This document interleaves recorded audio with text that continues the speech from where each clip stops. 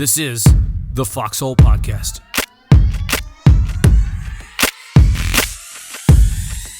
All right, now we'll get this kicked off. Chris, thanks so much for joining me on the podcast. It's my pleasure. For the audience listening, I hope this sounds like a new conversation, but you and I have been having lots of conversations about basketball just because we geek out on it in general. So what I want to do is just kind of go through a little bit of your background for those people who don't know you. Maybe just talk a little bit about yourself, like your basketball background, where you played, some highlights, and then what you're doing now. I know you've got a new coaching venture getting ready to start. You've got a lot of private training, and then you're coaching a lot of teams. Actually, I think maybe you can mention actually how many AAU games you coached this last year. It was a lot. So if you wouldn't mind, just give us a little bit of background on yourself. Yeah, no, first, thanks for having me on the podcast. You know, when you reached out, I thought it was a great idea, and this is my first time doing a podcast, so I'm really excited. So background, basically, I grew up in the Northern Virginia area. I went to Battlefield High School. Didn't make the team my freshman year, my sophomore year. Didn't even make it my junior year. I ended up being the manager, and last couple of games of the season, the coach gave me a jersey, and so I got to be on the team in that sense. And then my senior year, I made it straight out, and that was the first time that I made it, after tryouts. From there, I wanted to play in college, and that kind of was the goal, right? Like I was gonna do it no matter what, and that was the main focus of what every day was about. And I ended up going to Fairmont State, and I got there, and I wasn't recruited, so it was, I got there, I talked to the coach, and I was, like, what are your thoughts on walk-ons? I really want this, and I want to play at this level, whatever. The coach at the time basically told me, we got the team set, keep doing what you're doing, come back in the spring, we'll talk to you then. And I'm like, okay, so I gotta, there's a roadblock, but I'm just gonna keep working. And my whole first year, I just locked into getting better. And it was 5 a.m., in the gym, working out. It was class, and then it was back to the gym, and then it was lifting, and like I was nonstop, even though I wasn't on the team. There was a coaching switch. A new coach came in, and I went to him with the same thing. I was like, listen, I want to be, I want to be on the team. I want to walk on. I want to do whatever I got to do to be a part of this, because this is what this is a dream of mine. And he was like, we'll get you out there. We'll, run some open gyms with the guys, see how you do, and we'll go from there. Basically, I put a lot of time into basketball, not a lot of time into school. And they came out right before we started. They're like, you can't work out with us. You got a 0.5 GPA, really, you're ineligible, so you're not going to be able to do this. And, at the time I was just like, I got punched in the face, basically. Like, I put so much work into this, and I was grinding, but I was grinding in just one lane, not, in every lane that's going to matter. And so I was like, listen, man, like, I don't care what it's going to take. Like, if I can be a part of the team, if I can be a manager or whatever, I'm going to get my grades up. And then if you still would allow me to have that same opportunity, we'll look at it then, if that's something that you're okay with. And he was with it. And so I was the manager, and it really opened my eyes to the importance of school, right? Not just basketball. And so I really went full focus on my school, on my basketball, on being the manager of the team at Fairmont State. And I went from there. In the next 6 semesters, I was on the dean's list. So 3.5, 4.0 semesters. Ended up getting the chance to walk on. I walked on, and I played for 3 years. And we had a very successful team. We were top 5 in the nation. My senior season, I think we were one in the nation for a week or two. I got the opportunity to be in, conference championships and NCAA tournaments, and so that was a big big thing for me. It was probably one of the hardest things I've been through, but at the same time, probably the best time that I've, experienced, basketball wise, not coaching. And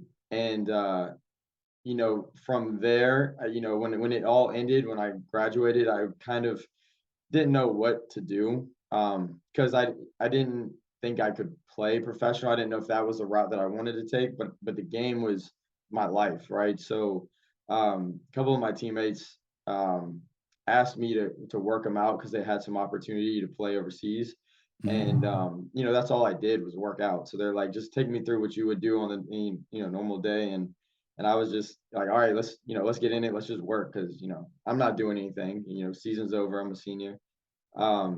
And from there it kind of opened up a new world for me to kind of help others through the game of basketball that wasn't, me just playing the game. Yeah. So I graduate, I moved back home, back to Northern Virginia. My high school coach left Battlefield and took a job at Brentsville. So I asked if I could coach there with him. My dad was also coaching at Brentsville. He coached at Battlefield while I was at Battlefield as an assistant. So I went to Brentsville for 2 years. I was an assistant on JV. I helped the varsity a little bit where I could. From there, we had our guys actually going to a training facility, and I was going there with them just to kind of be there with them. And I didn't realize you could be a trainer as a career. And from there, I was like, well, let me figure out what this is about because this kind of looks like what I want to do. Yeah. And I got really lucky where I got the opportunity to work at this facility, and I got behind a lot of really good trainers, really good basketball minds. And that really kind of set me on, a pace to learn the game from a training standpoint. And one of the trainers there was Coach Chrissy Kelly, who is the girls basketball coach at Osbourn Park. And through our relationship there, she really has become like a mentor to me. And she offered me the JV head position under her with the girls. So I went over to Osbourn Park for 2 years and didn't know if I would like coaching girls at first because up to this point, I coached boys, I played with guys. I've never been outside of the girls game. But going and coaching girls opened my eyes to a whole different type of way that the game could be played. It's very high IQ. It's very detailed, and at the time, I wasn't as detailed as I thought I was. And I started coaching them, and the first couple of days, they're asking me these super detailed questions, and I'm like, I didn't even know, a high schooler would ask some of these basketball questions like this. So that really made me have to become, more versatile and understanding the game from different, perspectives. So from there, I was there for 2 years, and then I got the opportunity to move back to Brentsville now as the head coach of the boys team, which was a hard transition because I loved, the family and the culture that we had at OP. And Coach Kelly, I talked to her a lot about the move, and she was like, "You got to do it. This is, where you need to grow. This is where you need to get out, and you got to experience it on your own, and you got to figure out, your problems on your own and how to deal with culture and teams." And so I made the move. I was over there for 2 years, and then got another opportunity to come back to Osbourn Park, but now as the boys head coach. So, I've been kind of bouncing back and forth, but moving up the ladder as we've been going. And now I'm really excited to be back. We've been with the guys for a couple months now, and they are locked in. They're ready to work. They're ready to learn. So it's been a great experience so far. So that's kind of the high school coaching part of it. I do, I'm in everything. So training wise, around this same time as all this is going on, I end up moving out on my own as a trainer, and I start to kind of do my own thing. And I've been really focused on, growing myself, growing the training business, making sure that, that everything we're doing is to help kids get better.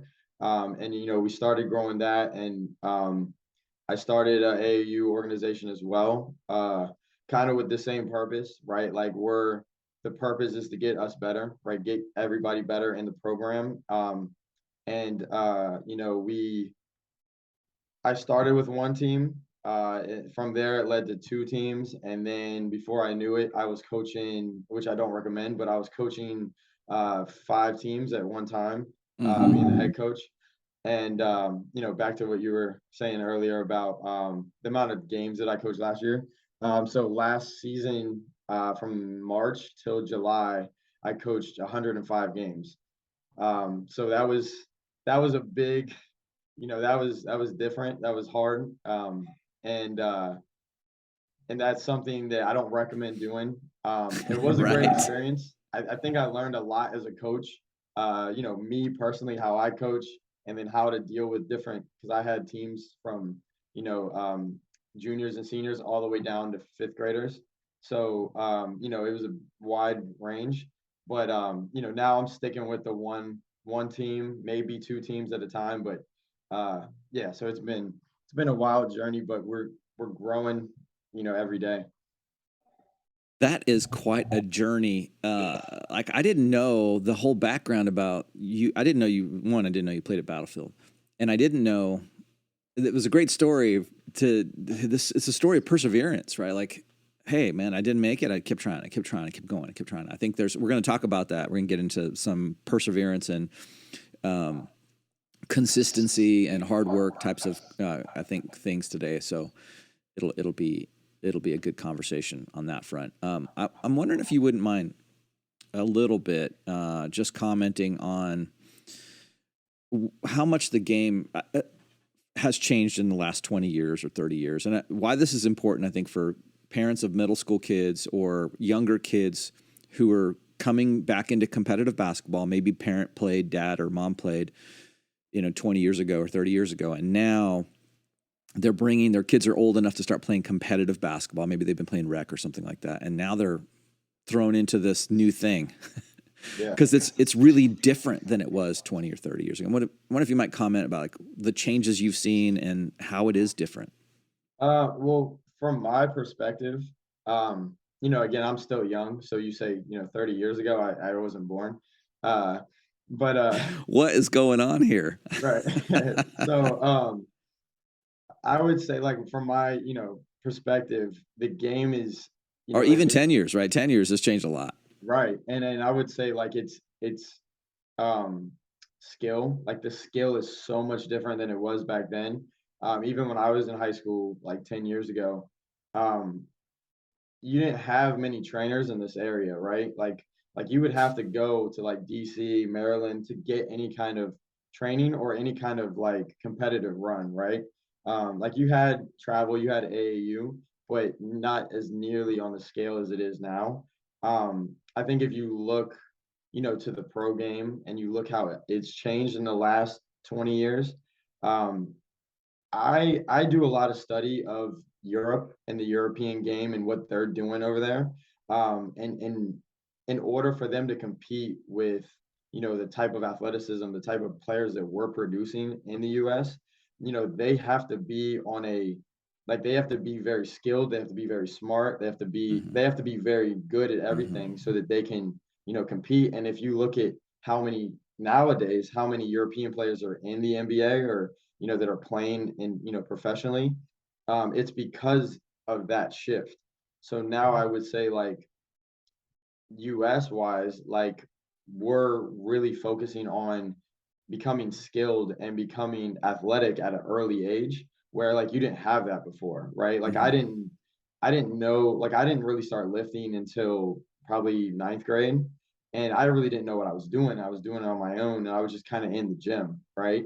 Now I have I have seventh graders. They were sixth graders last year that had a program, athletic program to build that strength, build that foundation, and and they know what they're doing and they're in middle school, right? So just how much earlier it's starting from a athletic standpoint, and then how much earlier it's starting from a skill standpoint is really, it's what's causing this major change of you get these kids now that are in, elementary school, in middle school, that are doing, pro level moves or pro level, abilities, skill wise. And that's just progressing us forward, right? But I think it's because one, we're getting smarter about what we do, right? And then two, people are learning that, if you start earlier, you have such a big advantage. Yeah. And I think that's what wasn't there 10 years ago. Totally.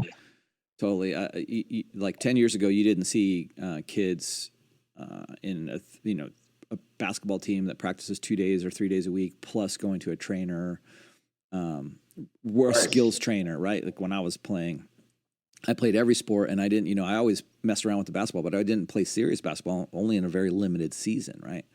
And when I look across like where I was at high school level, there's no comparison to what we did and what kids are doing now. I mean, they're just so much more advanced and skilled and smart and understand the game a lot better. I think I like the comment you made about the European sort of leagues and training there, because they do have to rely on foundational skills. The athleticism isn't quite the same, I think, right? Like, I think there are very athletic athletes there, but it seems like for a long time, at least in men's basketball, there was a reliance on athleticism and speed. Hey, let's just spread everybody out and we'll get someone slamming to the basket as quickly as we can, or something like that. You don't have to look too far. You look at some of the European or Olympic competitions, and the teams that show up there are pretty darn good teams, and they're all squared away. They know what they're doing. Would you make a comparison between that kind of like how they train and how like women's basketball is sort of similar in that, like, that detailed? No, absolutely. Like, and that's something like the guys' game, from my perspective, what I've saw so far, it's very, especially at the grassroots level, it's, can I outrun you? Can I outjump you? Can I just do this more and win the game that way? Mm-hmm. Where like the women's game is like very disciplined, and we have to make sure we're doing these things because the athleticism is not the same, right? Mm-hmm. And I think like that style of game is so much more cerebral, right? And that's something that I learned a lot being around the women's game. But I think you get that a lot in Europe, and I think that's how you negate athleticism, right? So that's the only way they can compete with these, like these kind of guys like that we have that are over 6'8", that are moving like a 6'1". Yeah. You know what I mean? Like, that's the only way. So I would say it's very similar in that way. Yeah, perfect example. I see that too. And that's one of the reasons why I love watching women's basketball so much, is that they're just the process of the game is, they've got it nailed down, right? It's like they run it perfectly. I think one of the things I noticed, I wonder if you might comment on this too, is in youth basketball, you're relying a lot more on that athleticism in the middle school age, right? Like people will start stacking teams, right? Like, let's get 5 kids that are really athletic. They go out and start winning a bunch of basketball games, and they may be doing it without understanding of the game. They're not understanding what they're doing. They might not even have good foundational skills, right? They're just faster or taller, or maybe even some cases stronger, right? And then what happens is, as they go from middle school to high school, they start running into other kids with those same set of like attributes, right? They're just as fast, just if not more, if not more. And that what ends up winning out, if you're a kid who's just done that, or a family who's just put your kid in that situation, and you've not been with a coach that is teaching foundational skills, let's say just like basic footwork, right? When you put 2 people with the same athletic makeup against one another, the person with the foundational skills is going to win out. And so what I see happening is, as kids move on, early on, they're in middle school, and parents don't know because they haven't experienced this, and this game's changed so much in a short period of time. they're winning games. And so everyone's happy about winning games. Like, oh, we're winning.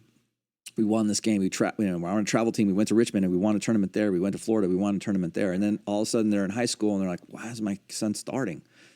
Well, he's lacking some foundational skills here. He was winning in middle school and leading up to that because they were playing with a bunch of other athletic kids. But now and what happens is then they lose love of the game because they're sitting on a bench all the time, or someone's not seeing what they think they're not winning either, right? So I wonder if you might just comment a little bit on that. If you're seeing the same thing. Yeah. No, I'm definitely seeing the same thing. Like it's especially on the guys side of the game, at the middle school level, it's all athleticism, right? It's I'm gonna put in a trap and I'm gonna run zone defense, right? So like that's what I play against the most, right? Yeah, me too. And to that, because of that, the things that I teach first are how do you handle pressure and how do you beat zone, right? Because that's how you're gonna lose, right? But what you find with that is you don't build the necessary skills, right, that are going to be effective, like you said, when you get to the high school level. And you've been running zone for 3 years, and now it's man principles, because now you have guys that can hit shots, and now you have guys that can actually run actions. So now you're almost at a disadvantage because you've been doing things that are going to win you games and not necessarily get you better. Yeah. And I think that's the bad part of AAU and the travel game, is that everybody wants to win, right? But they're not looking like it's a short term success. It's not a long term success. Yeah. And that's what I really try to do differently, and it's harder because you're teaching them how to play. We talk about read and react, right? You're teaching them how to read, how to react to defenses, how to make decisions on their own. I personally like to run man to man, and teach them how to teach them how to guard off the ball, that kind of thing. Because when they get to a high level, if it's high school, if it's college, wherever they're trying to get to, right, they need to know those crucial skills, right? You have to be able to close out. You have to be able to help. You have to be able to help the helper, right? Like, and if you're not doing those things because you're just used to, I just have this one little area of my zone, and as you noticed, like, people are going to start ripping up that zone pretty quickly with a couple of good passes and an open shooter, like a sniper sitting somewhere. Just you're gonna get your lunch eaten. And then I fight the same battle as a coach, where I know I'm going to tournaments, and the first thing that's going to happen is we're going to get this tremendous pressure, right, from a press, and we're probably never going to run an offense, right? If you do run an offense, it's like you maybe on an out of bounds on a sideline or something, then you get one or two passes, and you can kind of. So I struggle with this fact of like trying to teach like a read and react, where they're understanding the game of basketball and all the maybe fun foundational movements that go with that, like moving without the ball concepts.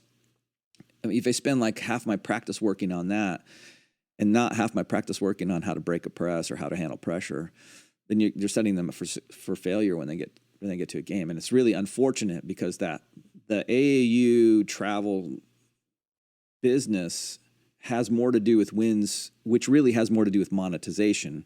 Right. People are making money on those things, and that is. I know we've talked about that a little bit too. I wonder if you might if you had a few comments on this idea about winning. This is sort of a problem of basketball, right?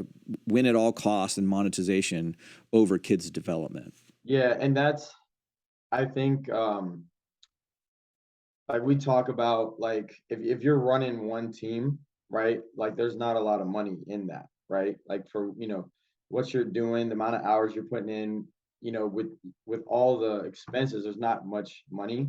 But when you start to run these organizations of 10, 15, multiple teams, now like there's money that could be made there, right? And in order to do that, you have to have a name as, a program that's really good, right? And I think a lot of people look at what's a good program as the team that wins all the time, right?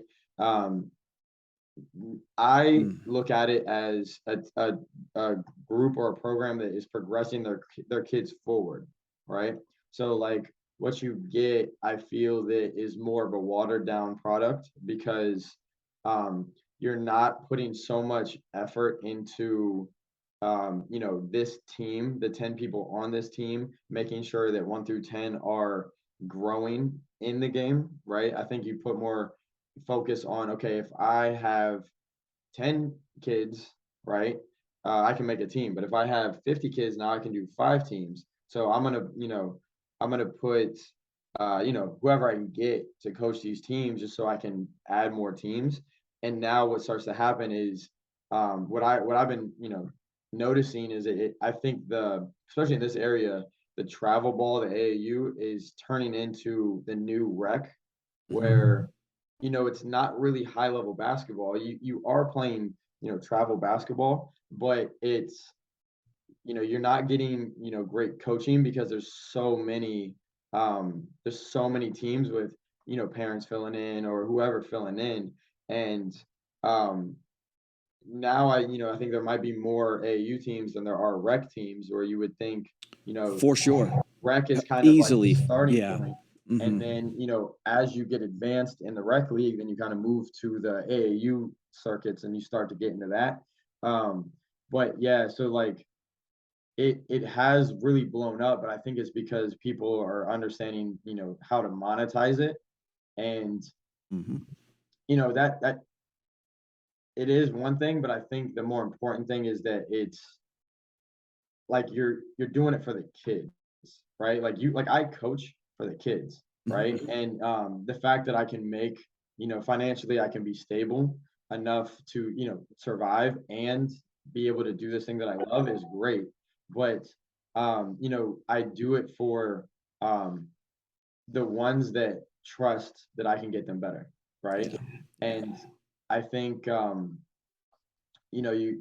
when you start to monetize it and you start to look at it as dollars, right now, then that's where your actual, product in a sense of you getting the kids developed and better, that really gets watered down because you're trying to maximize your profits, right?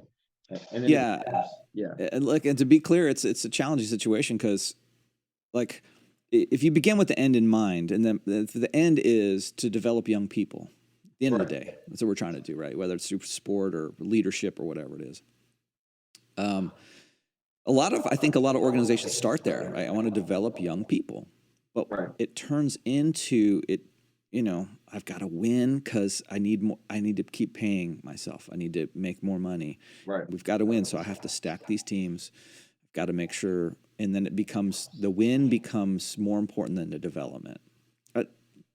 There's 2 kids on my team. I probably lost more games than I've won in travel basketball. But there's some things I just refuse to do, right? That I'm not gonna game the system to go win games. I'm not gonna do that. And we're gonna teach fundamentals, right? Foundational skills overpinned with leadership. So I've got 2 parents on my team that played Division I ball themselves. And they're like the saving grace to a lot of things. Because when we're struggling to maybe in a tournament we've lost whatever 3 of 5 games or something, they're the ones that come around and say, just keep doing what you're doing on development, because they've been there, they see it. The challenging ones are hey, we haven't won a game, I need to go to this team because they're winning over here, and then it starts turning into that mechanism. But I think the challenge for coaches is maintaining the focus of what's important, like what's, beginning with the end in mind, like what are we trying to do here, and sticking to that.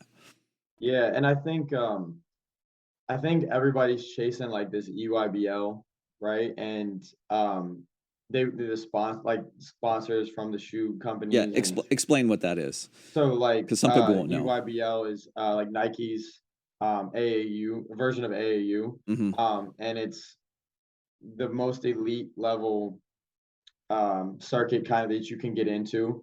And then, once you get to that level, you're either sponsored by different shoes, or you're sponsored by NBA players, or you're sponsored by WNBA players, whatever the team is. So, coaches are getting paid, kids don't have to pay, but coaches are getting paid through their kids. Coaches are getting deals from other coaches to make sure that those kids can get pushed into this direction. And it's a mess when you get up there. But so somebody in my position, as a coach or as somebody that's running an organization, I want to be a part of that, right? I want to get paid on that level. I want to get to that. So I'm going to do what I can so that we can win games, so that I can get myself in a position where we're in these tournaments and, I'm there. So essentially, you're chasing sponsorship of these organs like Right. Under Armour, Nike, right, Adidas. and the problem, I think, is that the coaches and the organization, whoever's running them, they're chasing that, Yes. right? For me, what I really am trying to do is I'm trying to get my kids prepared for the next level, whatever that is, right? Like I have a 7th and 8th grade girls team, right? And right now we're preparing them to all make varsity at their middle school teams, right? And then we're preparing them so that when they walk into high school, they're prepared enough to play JV or varsity at the high school level, right? Now, all of them have that goal that they want to play in college, right? There's a big, majority of them. But like my goal is just to get them to that next level, whatever that is. Now, one thing that I've noticed is they're starting to talk about, hey, can we get in these, Under Armour circuits? Can we get in these EYBL circuits? And that's their goal. Like that's on them. So now, if that's what you want to do, you guys got to play at this level. You have to work at this level. This is what we have to do if you want to compete at that level, right? So now it's the kids that want to get into that. And so for me, I'm preparing them to get there, but I'm not going to use them to get there for me in my organization, right? Yeah. And if I don't have a team that's ready for that, I'm not going to try to even get to that level, because I need to get that team just a little bit better, right? But I think when you start looking at it like that, then that's where it starts to really hurt the kids in that sense, because I hear it all the time where kids aren't great and then they don't play a lot, right? And especially when you're younger, right? You have to work on your skills, but then you also have to connect the game through making those mistakes, right? And it's hard for coaches to do that because sometimes you look bad, sometimes you lose.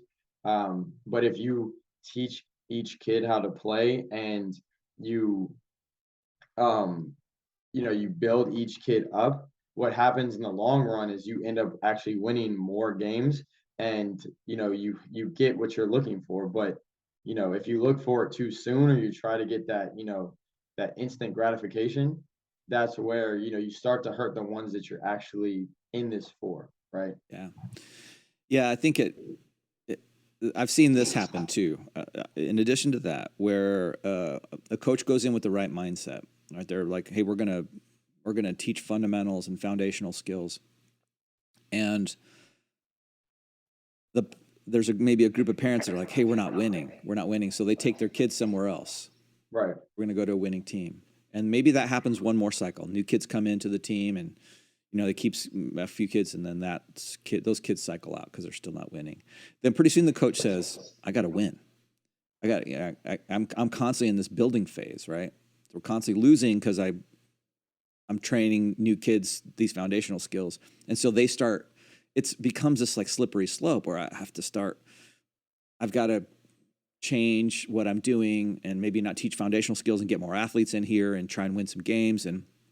All then that starts to come at the cost of other things, right, like development and learning, growing while competing, right? Because you can go to a practice and learn a lot of stuff and foundational things, but part of the growth is growing through competition, like under that kind of pressure. Because in practice, I always joke about this, like players in my practice they kind of make these private deals with one another.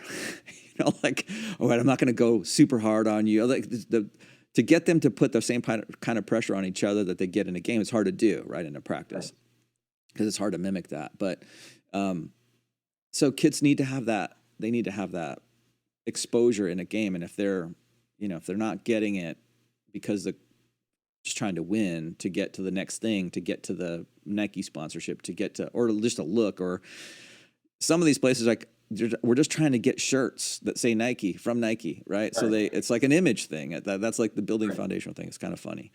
So I wonder, bottom line, what can you tell parents in that, like, elementary school coming into middle school going into high school age group, if they're looking for a program for their kids and they want these foundational things? Like, I think we've laid a case for, hey, foundational skills are important, more important than kind of winning at all costs types of things. Like, what would you tell, like, what should they be looking for in programs? So for me, I like middle school and down, you have to develop, right? From a skills perspective, right? And the more skill you have, the more freedom you're gonna have, right? And I work with a lot of elementary school kids, and I tell them all the time, I'm like, at your level, whoever can dribble is the one that's going to have the ball in their hand, right? Because nobody can dribble. Nobody can really do anything. It's the beginning of, that journey. So Right. I'm like, if you can dribble really well, better than everybody else, then you're going to have the ball in your hand, right? So now you start to build on that, right? If you can shoot the ball, coach is going to let you shoot the ball, right? If you can pass and make these crazy passes, or you can just make the right pass, coach is going to trust you to do more things, right? So skill is the biggest thing. You have to develop from a skills perspective. And I always go there first. So like when I got my girls, I got them in 5th grade, right? And all we did for the first month is just ball handling, footwork, finishing, and mindset development, right? And that's where I start my foundation. So you have to be skilled. And what I tell people is, if you can't dribble, you can't play for me, because I understand that if you can't dribble nowadays, you're a liability. I don't care if you're, 6'9". I don't care if you're, 5'5". You got players at all these levels. So that has to be there, and then your grit has to be there, right? If you develop those two things, now you can be put into a lot of systems, and you're gonna be successful. So one, that's the best place to start, right? And then you have to get it's not so much, and a lot of people ask me about organizations, right? Like, hey, do you like, what are good organizations around here, or what do you know about this one? And what I tell everybody is, like, it's like this organization is better, right? I've heard good things about this one. I've heard good things about this one. But it's the coach, right? So you can play for this really good organization, but if you're on this, say, lower level team, and you have a parent running it, it doesn't matter the name you have on the jersey. It's, what is the coach like? And for a middle school or elementary, you need someone like we're talking about, that is going to sacrifice the wins, right? But it's going to teach you the game, and it's going to put you, in a situation to fail. And then once you fail, it's going to teach. So you need to find teachers of the game to be your coach, right? And now, it's really difficult, because we could teach the game, and if you lose every game, the confidence and all that goes down. So you need to find, somebody that is going to teach you the game, but at the same time, they're going to instill the right things so that you understand how to win games, right? And that's really hard, because there's a line there, right? So we can win games by getting all these stacked players, and I run a 6-man rotation or 7-man rotation, and the last 3 don't play, and we win games. Or we can instill certain things, and to me, it's always work, right? What is your work ethic like, right? What is your fight like, right? And if you come to one of my practices, like, that's all I talk about is fight, right? Are you going to fight in these hard moments? Are you going to prepare yourself for these hard moments? And when we start talking about, consequences, punishments, all these things, they all revolve around that fight. So did you give up in a moment when you were supposed to fight? Okay, now we have a problem, right? Did you have a great defensive play, and you're pushing it out, and you missed the layup, and now you you fail in that sense, we don't have a problem, right? It's on me to teach you how to be successful in those mistakes. So I think you got to look for a coach that's one, going to teach you the game, be patient with you, understand that it's a game of failures, and the lower or the younger you get, the more failures you're going to get. And then you got to, find someone that's going to instill that grit into, your kids or the players, because like those two things are what are going to make you very successful as you get into 8th grade, 9th grade, 10th, moving forward from there. Yeah. Man, beautifully worded. I'll say this one experience I had recently where a kid came. We talked about, you and I did before, about tryouts, and we don't typically have tryouts, right? We just invite kids to come to our teams and see if it's a good fit. Right. We can make an assessment. It's better to have a couple workouts, and then it's easier for me to give honest feedback to a parent. I don't have like 30 kids that I'm telling no to and 20 that I'm saying yes to. I can actually tell a kid, here's what I see. So I had this family that came to one of my open workouts, I guess, and he had come from 2 different teams, both in the area, elite teams. I mean, they're kind of more elite. I wouldn't say they're like the top tier, but in the upper echelon of travel AAU teams. And the young man wasn't able to catch the ball on the move with any sort of proper footwork, right? He was struggling to get his body in balance to make a shot on a catch and move. And that, to me, that's like almost day one. You're doing those sorts of things, right? Inside foot, outside foot, or hop, or square shoulders and hips to the rim. Get your feet pointed at the rim when you're catching the ball. So I had that conversation with the parents, and like they had a hard time understanding what I was saying, because they're like, well, he's played on these elite teams. Yeah. But that's sort of getting at what we're talking about, right? Like, yeah. If the coach isn't teaching those fundamentals, and parents are thinking, oh, they're playing on a team that wins, and they have the name, and they have the jersey, and they have those shoes, those really nice shoes that match, right? The rest of the team. So your advice is great. I love it. That look for a coach that's going to teach foundational skills. And if you don't know what those are, we're going to talk about them today, so parents get a better sense of what those are. So thank you for that comment, because I think it's dead on. So on that front, what to you is going to be a hard question? I have a bunch of really hard, tricky questions for you. What's the most? What do you think is the most important skill in basketball? Yeah. See, that's an easy question for me. Okay, good. So ball handling, right? And I'm gonna go into why, but there's a big difference in ball handling and dribbling. Okay. So ball handling is the most important, hands down, skill in basketball, right?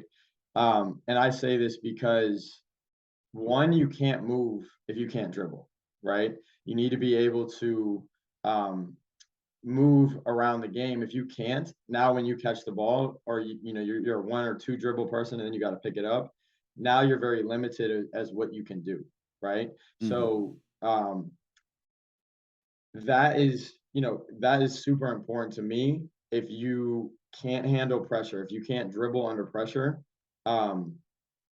now in the moments when it matters, you're going to be on the bench, because we need people in the game that I can trust to not turn the ball over, to handle it, to get it where it needs to get to, and those kind of things. So when we start talking game situation, right? Ball handling gives you freedom, right? Gives you freedom to play your game. It it doesn't make you a liability. So and it'll keep you on the floor when big moments are happening. Good point. Now, from what it actually does to your game perspective, being able to dribble with both hands starts to build that ability to do different things on both sides, right? So if I can dribble with both hands, now the passing ability is similar, right? So now if I can dribble with both, it starts to build the ability to pass with both, right? Then that leads to finishing with both. From there, it starts to give you confidence in like movement and how you play the game, right? So what I've noticed is when kids really can handle the ball a lot better, right? They can create space, they can attack space, they can do whatever they want to do. So now that they have the skill to handle this, the footwork to match it, now they are able to get creative, and they can, whatever they're seeing in their head, they're actually able to try it, right? Mm-hmm. So that builds a lot of confidence there, where your number one thing that's going to kill your confidence is nervousness because of pressure, right? So if I can't dribble, everybody's going to make me nervous. And now I'm not going to have confidence, so I can't hit the open shot. I can't, go after something super hard because I'm nervous. Yeah, you can't even see the court if you're under duress. Right. So I think the ability to dribble frees you up of that stress, right? Because I'm confident I can handle it. So no matter how you play me, how aggressive, I'm going to be able to handle it. I'll be able to get to where I need to get to. So now I can have fun with it, right? And then I talk about there's a big difference in dribbling and ball handling. And I think the difference there is pressure, right? Right. So you go and you just dribble all the time, right? That might not necessarily translate to you being able to, do it when there's a body in front of you, or do it when there's two bodies in front of you trying to create kind of a trap situation or whatever. So being able to, one, dribble well is that foundation. And then two, handle pressure, right? That becomes that ball handling, right? And I would say, like I say, that's the best skill that you need. But the footwork is part of that as well, right? So it's not so much just being stationary and being able to dribble really well. It's, can you handle the balls well enough, and can you move your feet where you want to move your feet so that you can create anything that you need in a moment, right? And I think when you have that, um, you can get to the rim to finish. You can get to space to shoot. You can get to a place where you're drawing to and you can pass, right? So everything else will build off of that foundation, right? And I that's why I think, yeah, that's the best skill that you need first or most. Man, I'm a believer. You sold me. Yeah. Well, I think you said something in there that's really interesting too, and I think this is important for young athletes to hear. Elementary school to high school and even college. You said something about if you've got ball handling skills under pressure, you're going to be on the court more, Right. and that's because you've gained the trust of your coach. Like Yeah. the coach trusts you to have the ball, right? It's like the pressure situation. If you have someone who can shoot well, and you're up by whatever, 10 points, and it's getting close to the end of the game, or maybe just 6 points. But he can't handle the ball. You're not going to be in the game, right? You're going to have the people who can protect the ball and bring it home are going to be in the game. So the point that I wanted to make with your point is, as a player, you're always trying to build the trust of your coach. Yeah, no, 100%. Through your shooting, through your ball, when we're talking about ball handling, through your ball handling, for whatever it is, right? Am I going to be calm under pressure? Whatever happens to be. Will I execute the game plan, or am I just doing my own thing? All of these things fit into that. So I think that ball handling is, it's super important. And if you look at the game and how it's really developed, that's why it's developing, right? You got like somebody like Giannis, right? That is a big by his body, right? But this is a guy that's, attacking off the dribble, pulling up, like that's why the game is changing, because more people are being able to dribble, right? And they're being able to connect the dribble with their footwork very well. Mm-hmm. And then, so now you got guys that are like the size of Giannis that are almost moving similar. I wouldn't say the same, because, Steph and Kyrie are just, different, but you got guys that are now trying it. And I saw a video of a kid overseas, and I think he's like 17. I don't know his name, but he's like 7 foot or 7'3", and he's doing like these moves, kind of like you see like KD doing, or Mm-hmm. and people are like, you shouldn't be able to move that way as a 7-footer. But I think, like, yeah, your center of gravity is a little bit higher, but if you train, like a Kyrie, if you train like a like a Steph, or something like, guys like that, you're going to have that ability and your body's going to start to be able to control that ability. So now if it's, if it's me and I can dribble, though as good as I can, or you got a guy that's, 6'8", they can dribble just as well as me, that's going to make my life a lot harder to get that playing time. So I think that's why you have these guys now that are like KD that are, being able to be this big, but because they're able to dribble, right? Mm-hmm. Yeah. Well, you and I have talked about offenses and stuff before, and I think if you can kind of look across the landscape of started in college and now it's kind of infiltrated the NBA, more and more offenses are moving to this sort of kind of what we'd call read and react, 5 out, lots of motion, a lot of attacking. Yeah. And if you can't handle the ball, like it's an equal opportunity offense. Like bigs are driving, bigs are pulling up, bigs are making moves. Everyone is you have to be able to do that. And that's where the game is. It's where it gets to that point I was saying how much it's changed. The game has changed.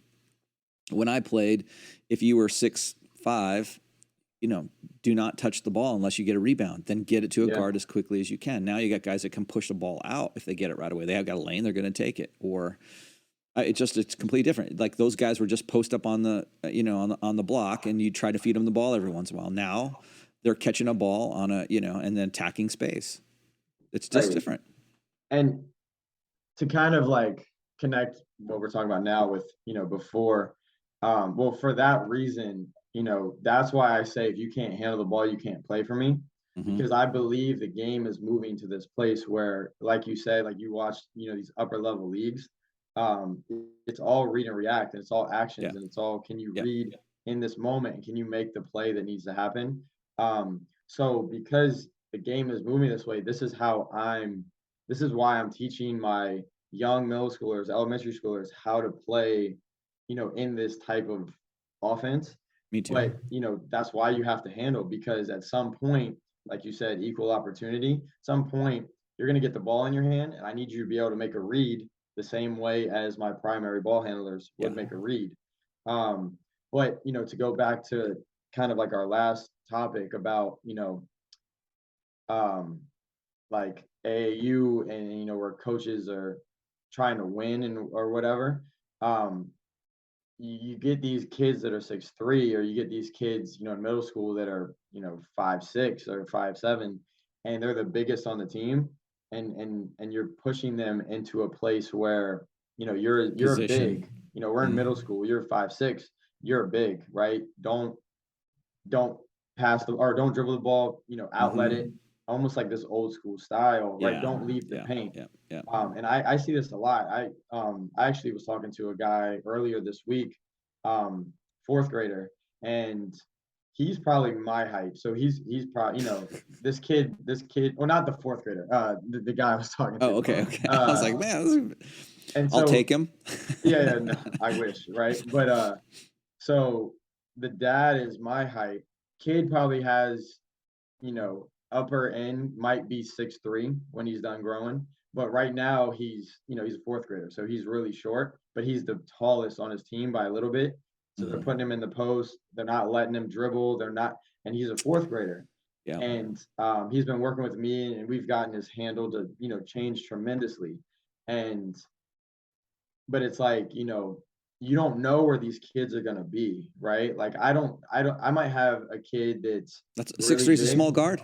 Right. And I don't know where they're going to be. So I'm not going to put them in my system that works for me. I'm going to put them in a system where the game is actually going, and then a system that is going to teach them how to play in other systems. Yeah. They all need, because you don't know, like I might have a girl right now who's, average on our team in height, but, she ends up being 6'2" or 6'3". Now, if she can play like a guard, now you're looking at the college level. Now you're looking at the overseas or the WNBA level, because you have a female guard that's 6'3", 6'2", right? Like that's different.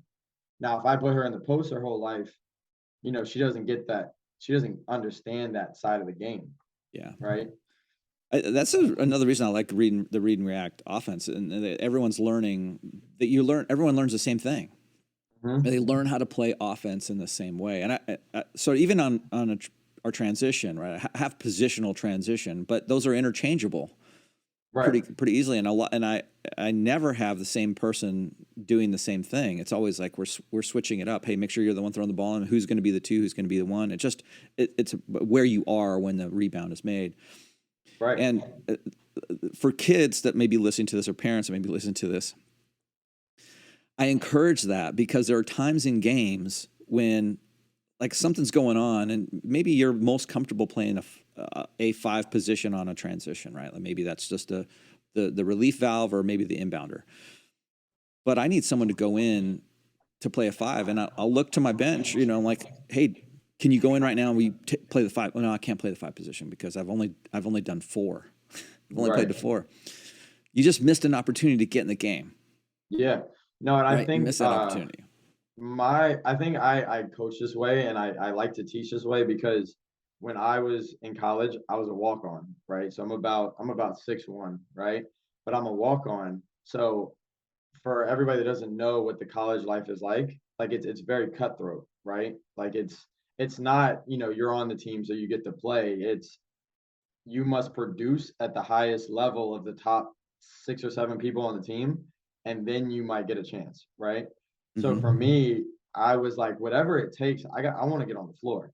Right. And so we used to do film sessions, right? So you have the guards, you got the wings, you got the bigs, and I would be in every one, like studying, understanding, trying to understand the bigs game, trying to understand, all these different sides of it. So if I think I got in the game one time because we put in a new set, and I ran the 4 and the 5 because I knew how where the screen needed to be, right? So I didn't get in the game to shoot the ball, which that's kind of my game.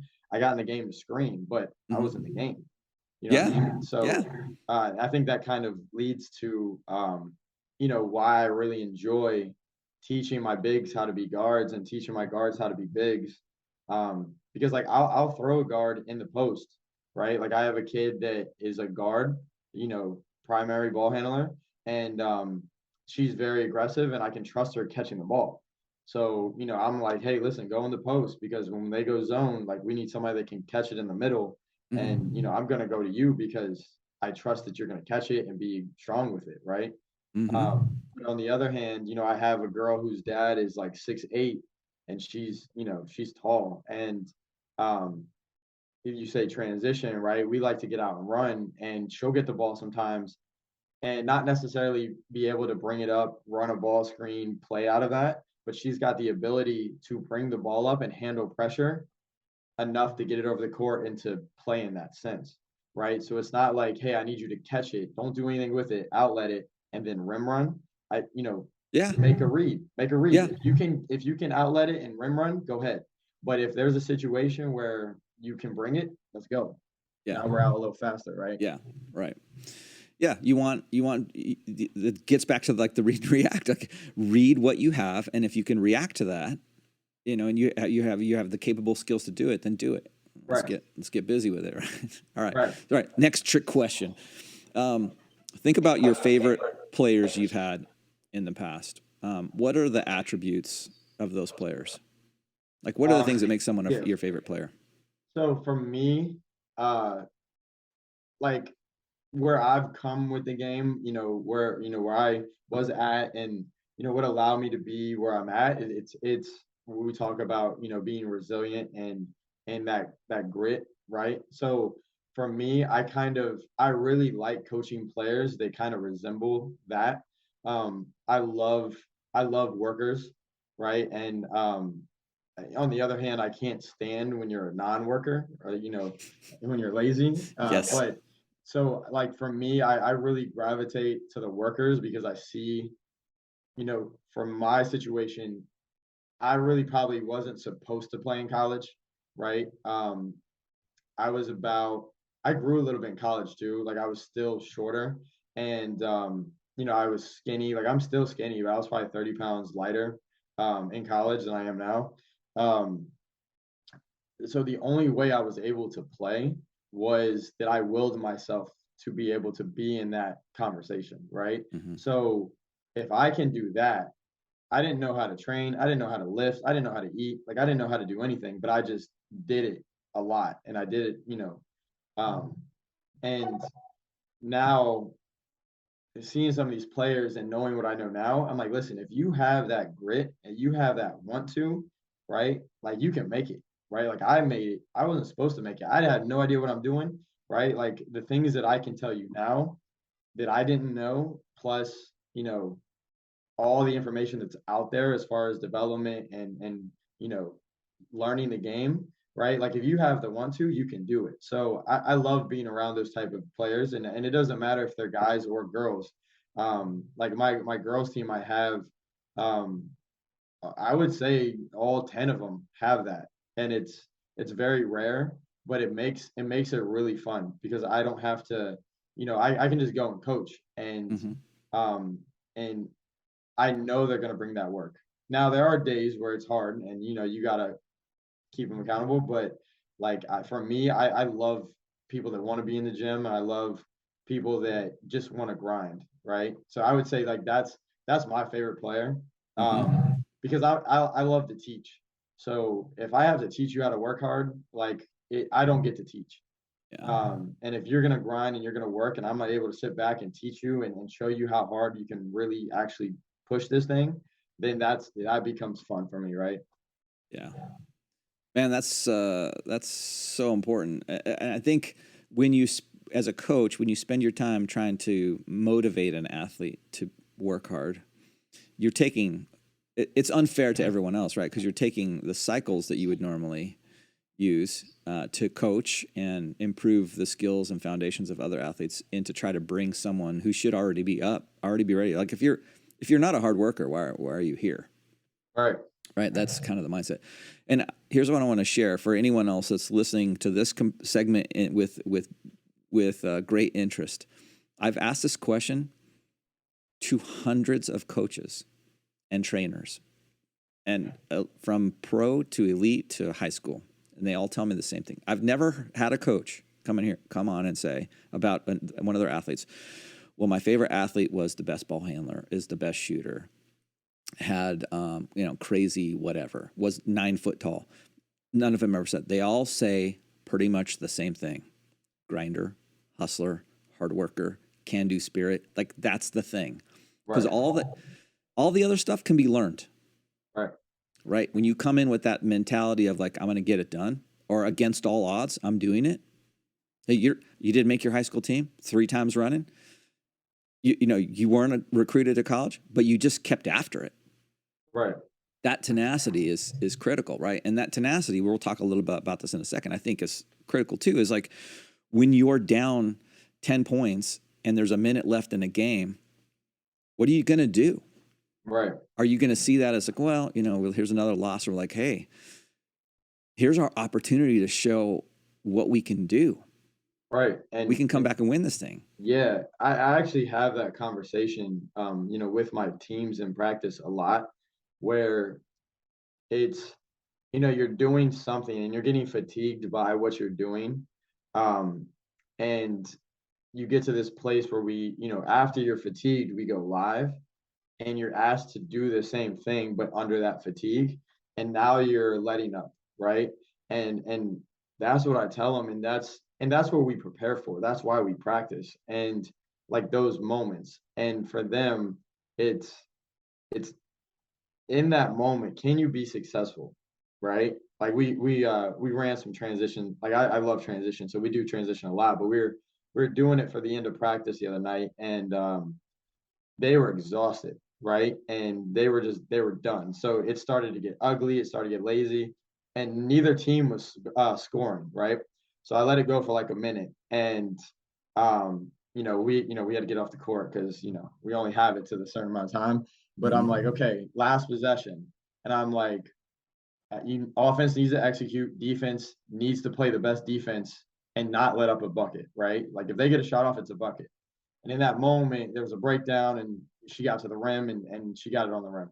And I told him, like, afterwards, I'm like, okay, that moment right there, right? You're telling me that you're willing to lose because you're tired, right? Because you're exhausted right now, because you're under fatigue, you're willing to lose, right? You're willing to not work a little bit harder to be successful in that moment, right?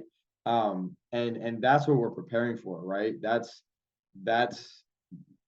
like, if you're prepared for that, you're prepared for anything, right? So that's we have these conversations all the time, and I'm constantly pushing that out. I'm like, listen, it's not about the beginning of the game. It's the end of the game when we're in foul trouble and I can only rotate 6 in and you're exhausted. And it's the summertime. So we're playing in a hot gym. And like, so in that moment right there, are you prepared to be successful? That, that's what we're working towards. And so that's why we need that grit and that type of the work, right?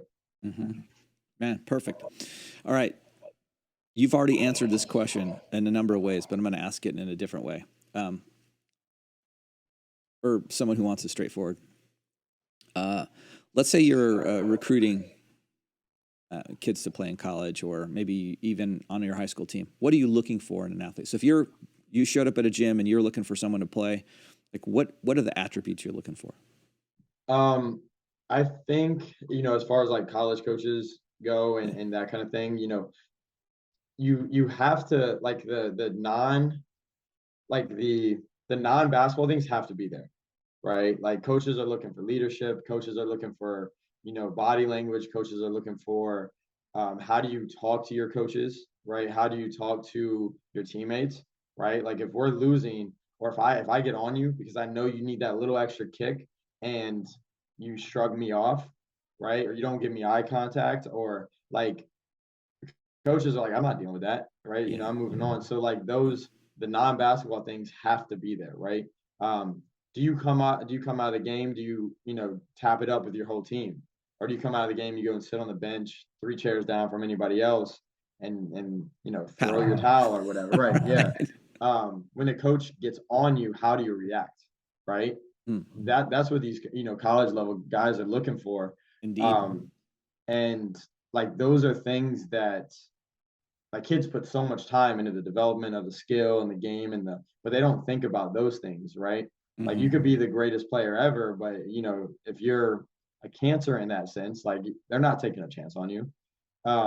So those things have to be there first. The next piece is, coaches are looking for people to fit into that system, right?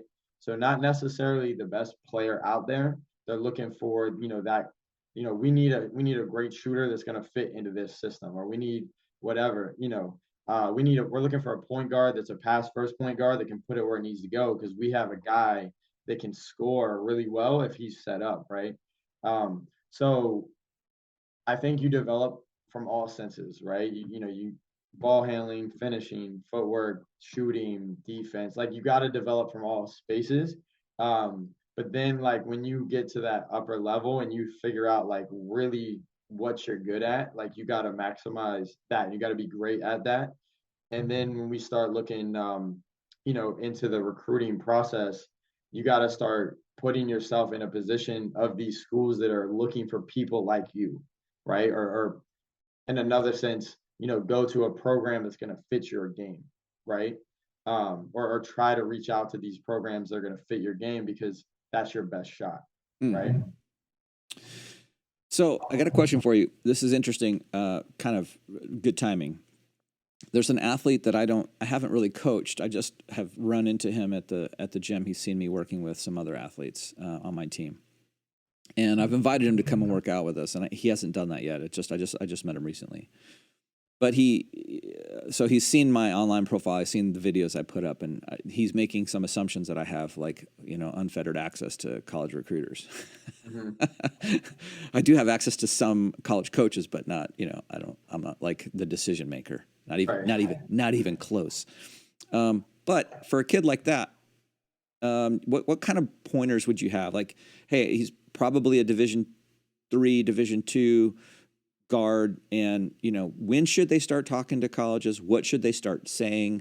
How should they do it? What kind of online presence should they have? You said some of it already. Like, here's my skill set. Here's who I am. that best fits this program, and that's where I'm looking, right? So I think he said he's got regular communications with 2, but he's sent a bunch of feelers out. It might not be the right fit, but you have any pointers like that for like an athlete like this?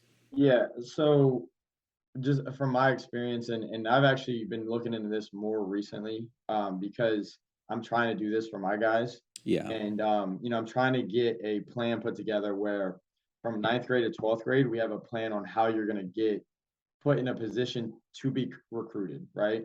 And unless you're, the top 100 guys or girls in the nation, they're not coming to get, they're not coming to find you, right? There's too Right. many kids. So you have to be, proactive with everything you do. And I would say, so like reaching out, like almost not cold calling, but, emailing, all that stuff. Social media is big now. So what I would do is, one, there's a bunch of free recruiting, websites out there. So before you pay for anything, I would kind of look into those routes first, because there's so much you can do without having to pay these large amounts of money for, these recruiting, platforms. So there's a bunch of free ones out there that, help start that process. Um, Talking with your counselors, making sure that the classes you're taking, your eligibility, all these things are in line. Like these things have to happen as a freshman, right? So that you have a plan for the next 3 years, because they can't really officially talk to you, till like your junior year. But having that in place, once they actually see you or find you, you look like you want to be recruited, right? You don't, somebody doesn't come up and say, "Hey, I want you to play basketball for us." And you're like, "Well, I don't have any of my paperwork. I don't have anything prepared," right? Now it doesn't really look like you're serious about wanting to play at that next level, right? So, getting that in, kind of getting that plan put in place, making sure you're taking and you're passing and your grades are in the right position. If you need a SAT or ACT score, making sure that that is a plan that you have in the future as well. And then like all the background has to be there. And then I would use, online, like your social media accounts to really, help you.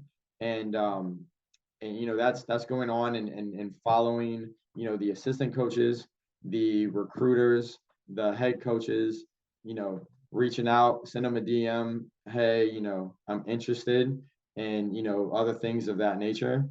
I've had people in the past, we've done emails, where it's been literally, we went division 1, 2, and 3 the whole summer. We came up with emails, and we had, almost 5 schools a day that were, emailing, right? And trying to get in touch with somebody, right? But it's not simple. It's a lot of work, and I think, kids think that if they work hard, then somebody's going to come find them. And like from my experience, I worked very hard. I didn't make a team until later, and nobody came to find me, right? Like I had to do all this, you know, without getting recruited. And so I would say, if you're a high school player or you're a middle school player about to go to high school, like this plan needs to get started, right? What are you going to do in 9th grade, 10th grade, 11th grade, so that your senior year, you're in a great position. There's live periods, right? So we talk about, as a middle schooler, what are you looking for in a coach, right? Now moving into high school, you need, you need to find a coach where the atmosphere of the practice is going to really help you translate that to the next game. But you also need to find coaches that are going to help you in this process, right? It's just going to make it so much easier. But, when we talk AAU, they're going to put you in these tournaments during this live period to get you put, in front of coaches. So once you start doing that and you start, following or reaching out to these people, anytime you're in a live period, anytime you're in a situation where they can come watch you, like send them your schedule, right? And make sure you're proactive with saying, "Hey, I'm here at this time. You know, if you're there, this is where I'm at, right? Don't think you're going to go to a live tournament and the coach is just going to be there watching your game. Yeah, they're there just to see you. Yeah, they might be there watching, you know, the number 3 guard in the country, but you're all the way in on court 20 over here. They're not coming to, you know, for you. But if you shoot them that DM or something, and you're like, hey, coach, I'm going to be at this tournament, you know, on this court these times. You know, that's a good strategy. Yeah. Having your schedule pinned like on your Instagram page, so that Good if idea. I go to your Instagram page, like having it there where it's like at the top, that, you know, that also helps. A lot of teams use Huddle, right?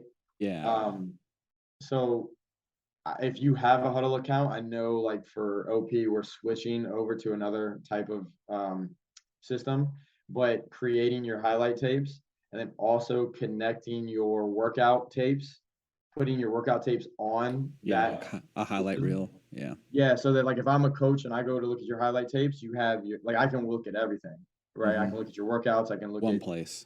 right. So things like that, I think, you know, just trying to hit it from as many angles as you can hit it. And you know, there's elite camps where you can go to. Now the hard part with the elite camps is they might be looking at 5 kids at the camp and there's 80 kids there, right? So you got to be prepared to really like stand out in that situation, or reach out to them before and try to build that relationship. Just kind of making sure that you're looking into all these different angles to try to get yourself out there to in front of as many different people as possible.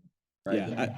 I'll great advice. And I think I'll add to that you need to spoon feed Right. whoever it is you're, you know, don't think that they're going to hit 5 different platforms to try and find your highlights.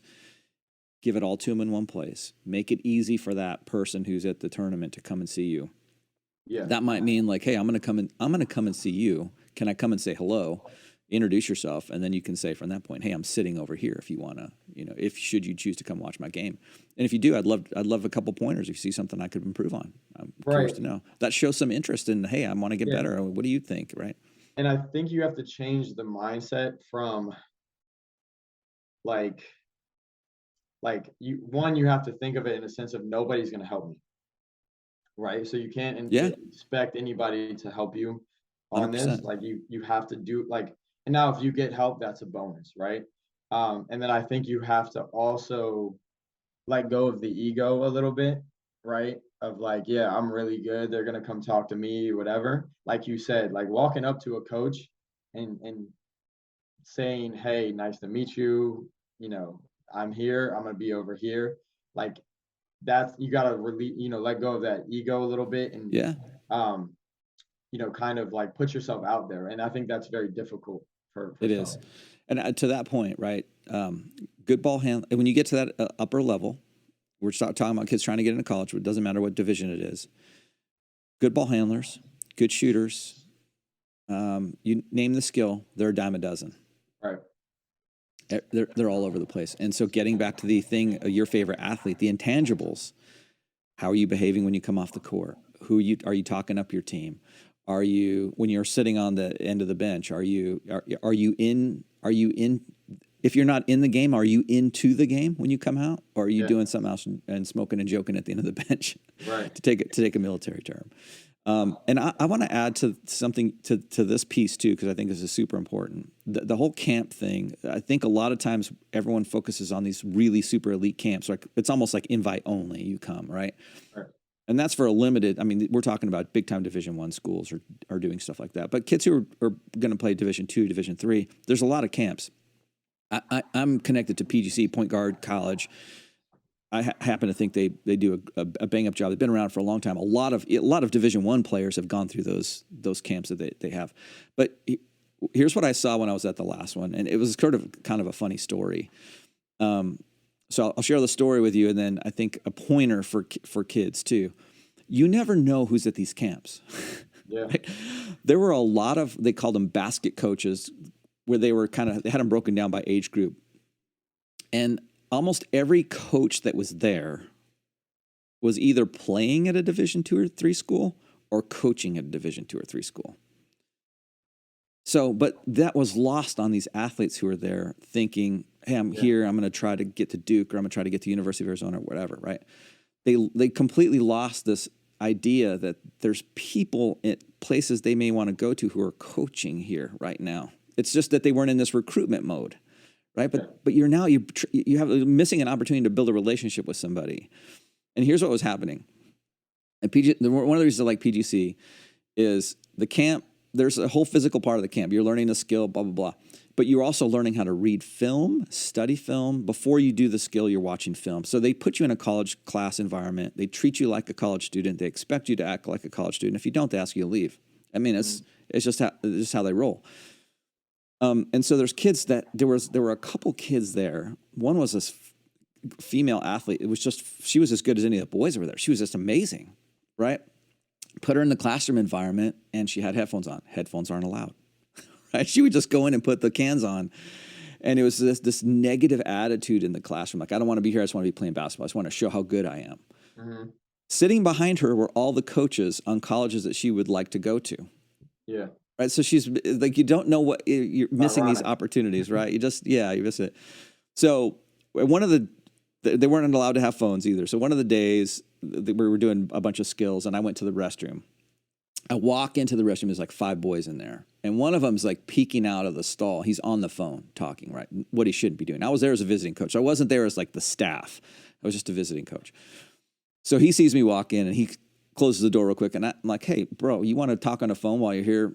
You know it's against the rules, but I'm not chasing you around. I've got other things to do." So later in the week, they find out this particular college that I'm connected with and a coach that I'm connected with. And so that player walks up to me and says, "Hey, what do you think about me?" And so he asked me, I'm like, "You want me to be honest?" Like, yeah. I'm like, "Well, I think you were hiding from me in the stall talking on the phone when you should have been. They had just told you to get off the phone." It just shut him down right away. Yeah. But we just went into the lesson of, hey, you never know who's here, right? Like the day you were doing that, you didn't know who I was. You didn't know who I was connected to. And now you want a favor of me. It would be hard for me to make a recommendation based on what I've seen. I'm being honest with you, right? So you just never know as an athlete. You never know. So when you have those social media accounts, be very cognizant of what you put up there, because programs, from what I know, and I'm not an expert, right? When programs, when they're looking at athletes, they're not just bringing in a basketball player. They're bringing in a person, and they're going to look at you in totality of who you are. How do you behave on the court? How do you behave on the bench? How do you behave when you get pulled out? How do you behave when you're with your friends, out in town? Yeah. And to keep building on that, I kind of have these conversations as well. Like when we're in practice and stuff, and because sometimes we practice at these gyms that have 3-4 courts in there. Sometimes we're training in these areas that have lots of people, or we're playing in these tournaments that have lots of people. And I'm like, you never know who's watching, right? Who's training on the court next to you? Yeah, you have no idea. Like it might look like some old guy, but that's a guy that's going to put you in a position. But so that's why I really try to preach, to live this way, right? Like, and not just be this way to try to, get great advice in that moment, right? Like you said, the coach is up there, the D1 coach is up there. So whenever I'm around him, I'm going to show out, right?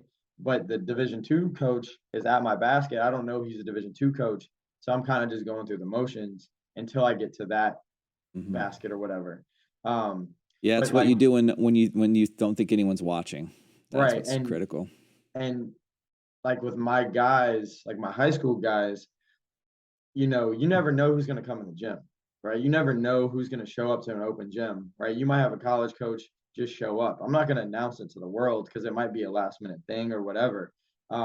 So, you only come when you want to come. You might miss that opportunity that there's a guy in the gym that can put you in a position that you're really trying to work towards because, you're just tired today. Or so you have to live that lifestyle of like, I want to be a college player. So I'm going to live like a college player now. I'm going to be in the gym when I'm tired. I'm going to get up and do the early morning workouts. I'm going to get in the weight room, and I'm going to eat right. And so when that opportunity actually comes, you're prepared for it. Right. And I think a lot of people overlook that, where, when the opportunity comes, they try to step up to the opportunity, but it's too late at that moment. Right. Yeah. You have to prepare yourself, Yeah. for that. And then when that moment comes, if you're prepared, then you take advantage of it. Right. Right. You can't prepare for winning a game on game day. Right. It comes in the months and years prior to that. And the same goes for trying to get to a college, right? Same thing. Okay. I got a series of like probably 20 or 30 words. Now we move to a next portion of our podcast. And I want you just your comments on the words, right? You can give a sentence, you can give a paragraph, whatever you think it is. And sometimes it might be a little more than the word, but I think I think getting your feedback on these topics are important for kids and young athletes who are growing and trying to figure it out. Handling constructive criticism. That's big, right?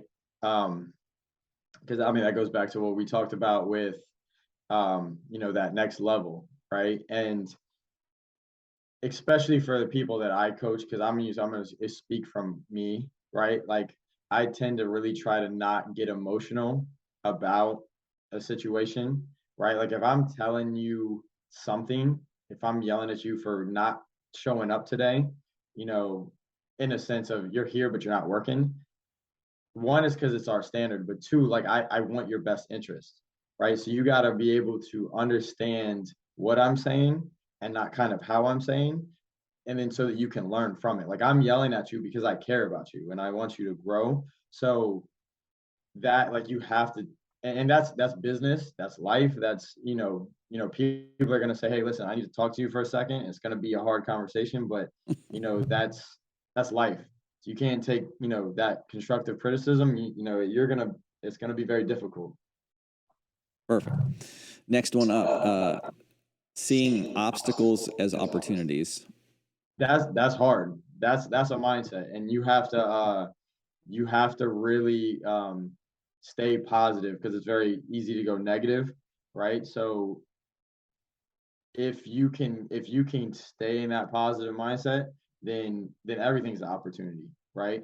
But that's very difficult, because it's so easy to say, like, example, right? Our court's being worked on right now, right? So we haven't been able to get on the court for like months. And it's so easy to say, okay, no workouts today, right? We don't have a court. Or we can go dribble outside. Or we can go do something here. Or we can, you have to keep that mindset, because you're going to get so many more obstacles than you are opportunities, right? So if those obstacles stop you, then your dream is done right there. Mm-hmm. Think about your story. I did it in spite of. Yeah. I accomplished it in spite of, like, that, and that shows some other sense of grit, right? Oh, yeah. You can't, key player rolled their ankle in a game and they're sitting on the bench. Now we get to show that we're just as good without them. Right. Oh, course getting worked on. I get to shoot in the rain. Now I get to show you how much of a hard worker I am in the rain. Just don't be stopped. Don't be stopped. Like, it's so easy to be stopped. Like, I could look at a kid and say, man, you're not good enough. You probably won't make the team this year. Done. Whole dream of playing basketball is done. You know what I mean? Just because I said something, right? Mm-hmm. Like, you can't be stopped. Like, you can't let people, you can't let obstacles, like, you gotta turn them into opportunity, grow from it, use it as, gas, so you can get fired up. Get where we're trying to get to. Yeah. All right. Next one up, being a leader on the team.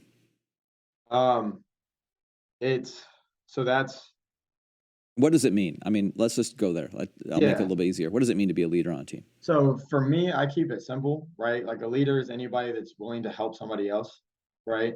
So I don't have one leader, right? I have multiple leaders, and if you're willing to get out of your own discomfort to help somebody else, that's a leader, right? So in moments like I ask for leadership, because everybody, like, in the moments when I ask for leadership, everybody's worried about their own pain, that they're not willing to help the others, right? So when we start talking about leadership on a team, Yes, you're going to have the guys that influence others or the girls that influence others a little bit more, right? But if you want to be a leader, you don't have to be this vocal person that has this presence and that demands, and you don't have to be that person because that's not everybody. But if you want to be a leader, show up 15 minutes early, grab these 3 freshmen and get them ball handling and take them through a little ball handling workout, right? Or you got one of your guys that was a good shooter and the last 3 games he hasn't hit a shot. Stay after with him, rebound for him. You know what I mean? Like that's leadership, right? That's like sacrifice your own discomfort and help somebody else out, right? Do something to grow somebody else, right? That's as simple as I can put it. Right. Like someone asked me about, they gave me a couple scenarios. This is like, I don't know, 6 or 7 months ago, like what I thought was the most important skill, right? They gave me, and one of the skills was like the person standing in the back of the line of a drill. That was like one position. One was like end of the game, someone's getting ready to, what player am I going to pick? And I went to the person standing, like for me, the most important was the person standing in the back of the line at the end of the drill, because they don't know that, they think I'm not watching. I'm paying attention to the drill. They're in the back of the line. They're furthest away from the action, right? That's the person that can exhibit the leadership, right? They should be high-fiving everyone that comes back there. Should be screaming to the front, communicating, hey, nice shot, nice off 2 feet, being specific with it, whatever it is, right?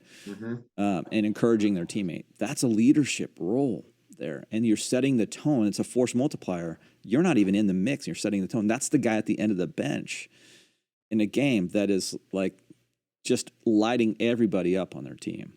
Right. By their name, by their actions, by the things they're doing. Like, yeah, those are the intangibles. And the kind of thing we talked about in recruiting athletes, those are the intangibles that coaches look for. Right. It's ownership, right? Take ownership. This is your team. And do whatever you got to do to make sure that you can help this team be the best that it can be. Yes. And that can come from everybody. Everybody. You don't have to be the captain of the team. You don't have to be the best shooter on the team. It can come from everybody. Right. Okay, next one, leaving your mark. And what I mean by that is when you compete or go into a tournament, what does it mean to leave your mark? I think game impact, right? Like if you're talking tournament, it's how much did you impact the game? That doesn't mean, I had 30 points.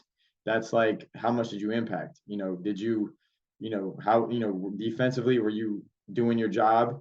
Were you, doing all the little things that maybe are on the stats that can help you win the game? I would say like, that's how you leave your mark, right? Do you maybe have 2 points and there's a loose ball and you dive on it and that energy wins us the game, right? Like that's a big impact, right? So I would say as far as like a tournament or a game, leaving your mark is how much you impact that game in a positive way, right? And that could be you on the bench, bringing energy, right? That could be you on the bench noticing something and speaking up about it. And you know what I mean?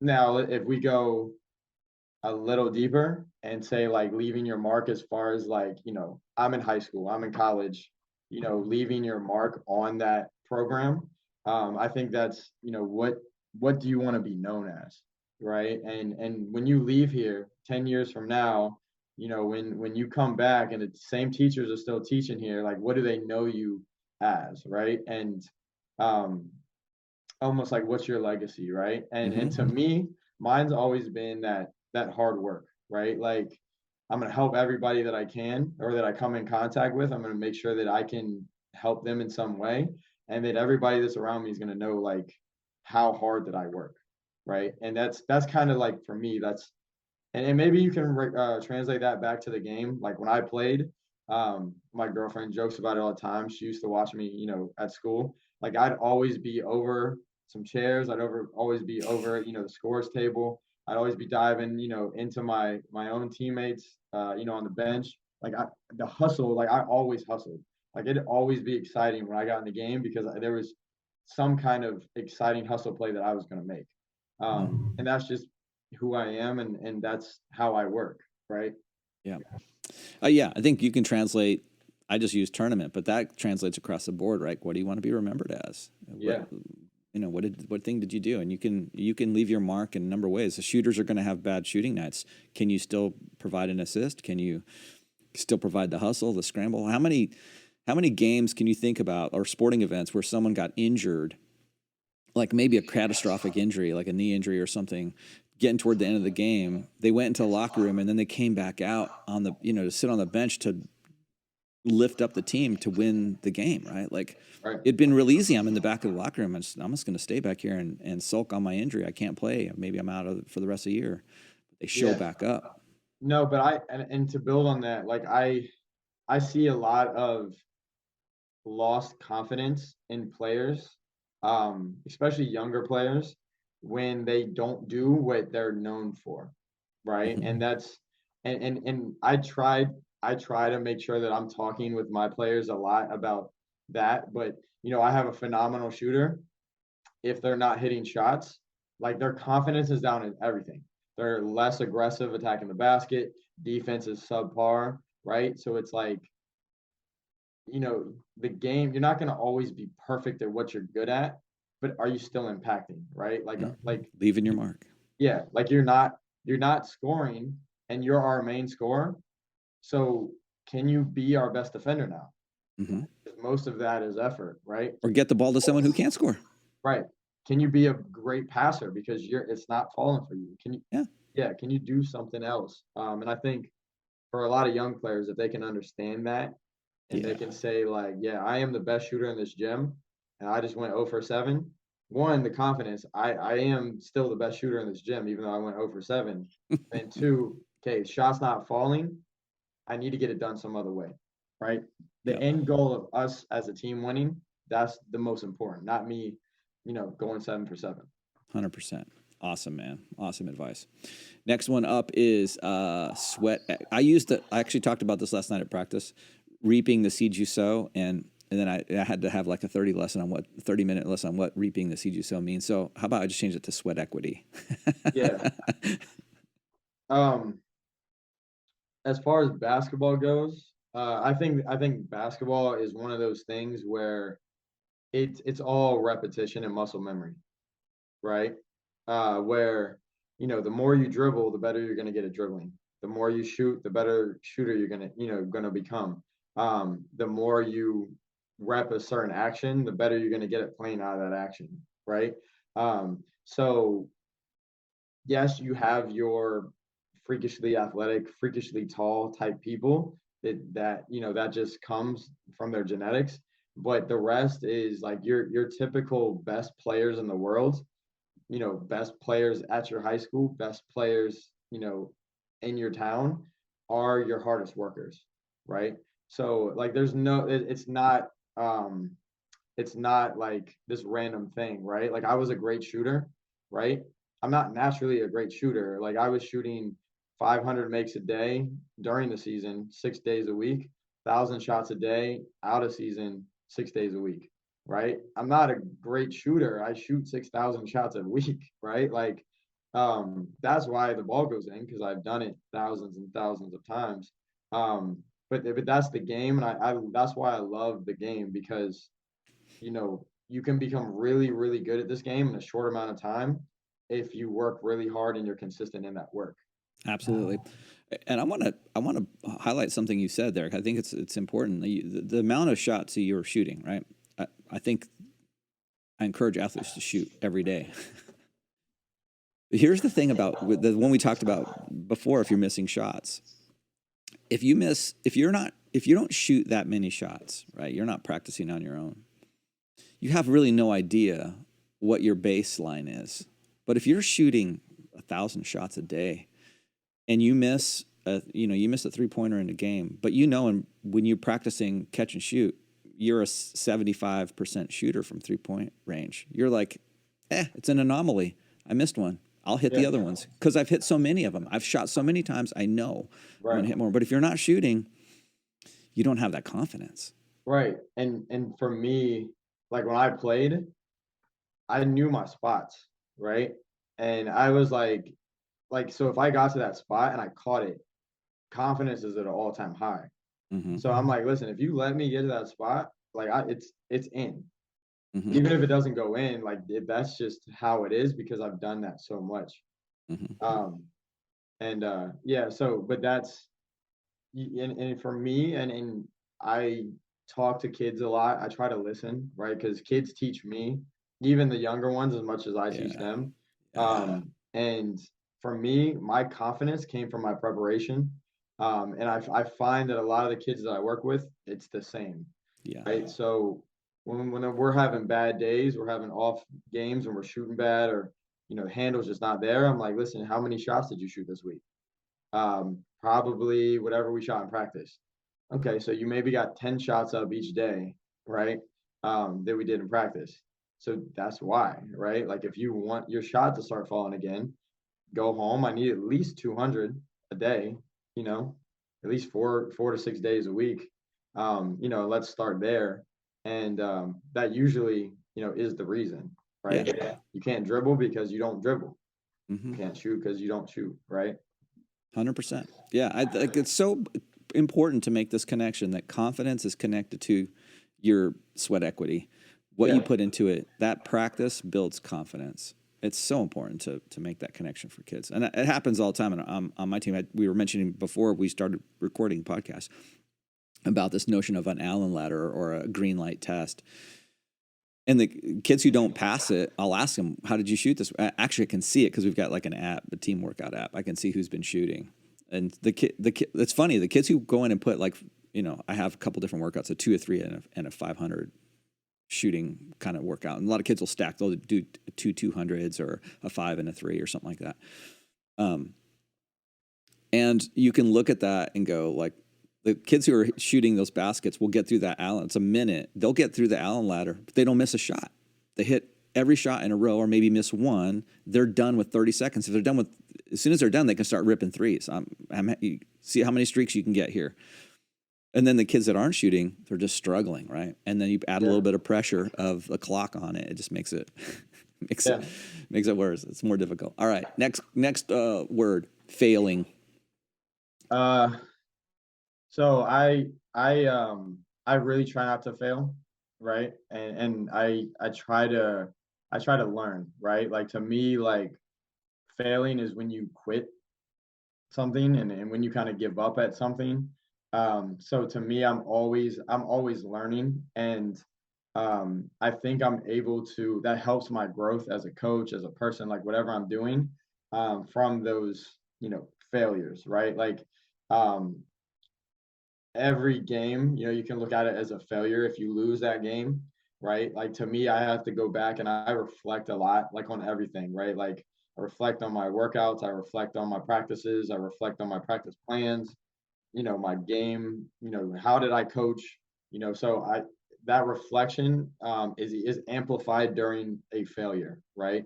So for me, the failure is almost good at times because if I have a lot of success in the sense of that we're winning games, sometimes a lot of those details aren't as looked at or that reflection isn't as deep. But when we do make those mistakes, I reflect harder. So although it is more painful, right? I like to look at it more as like we learn in those moments and we're not failing in those moments.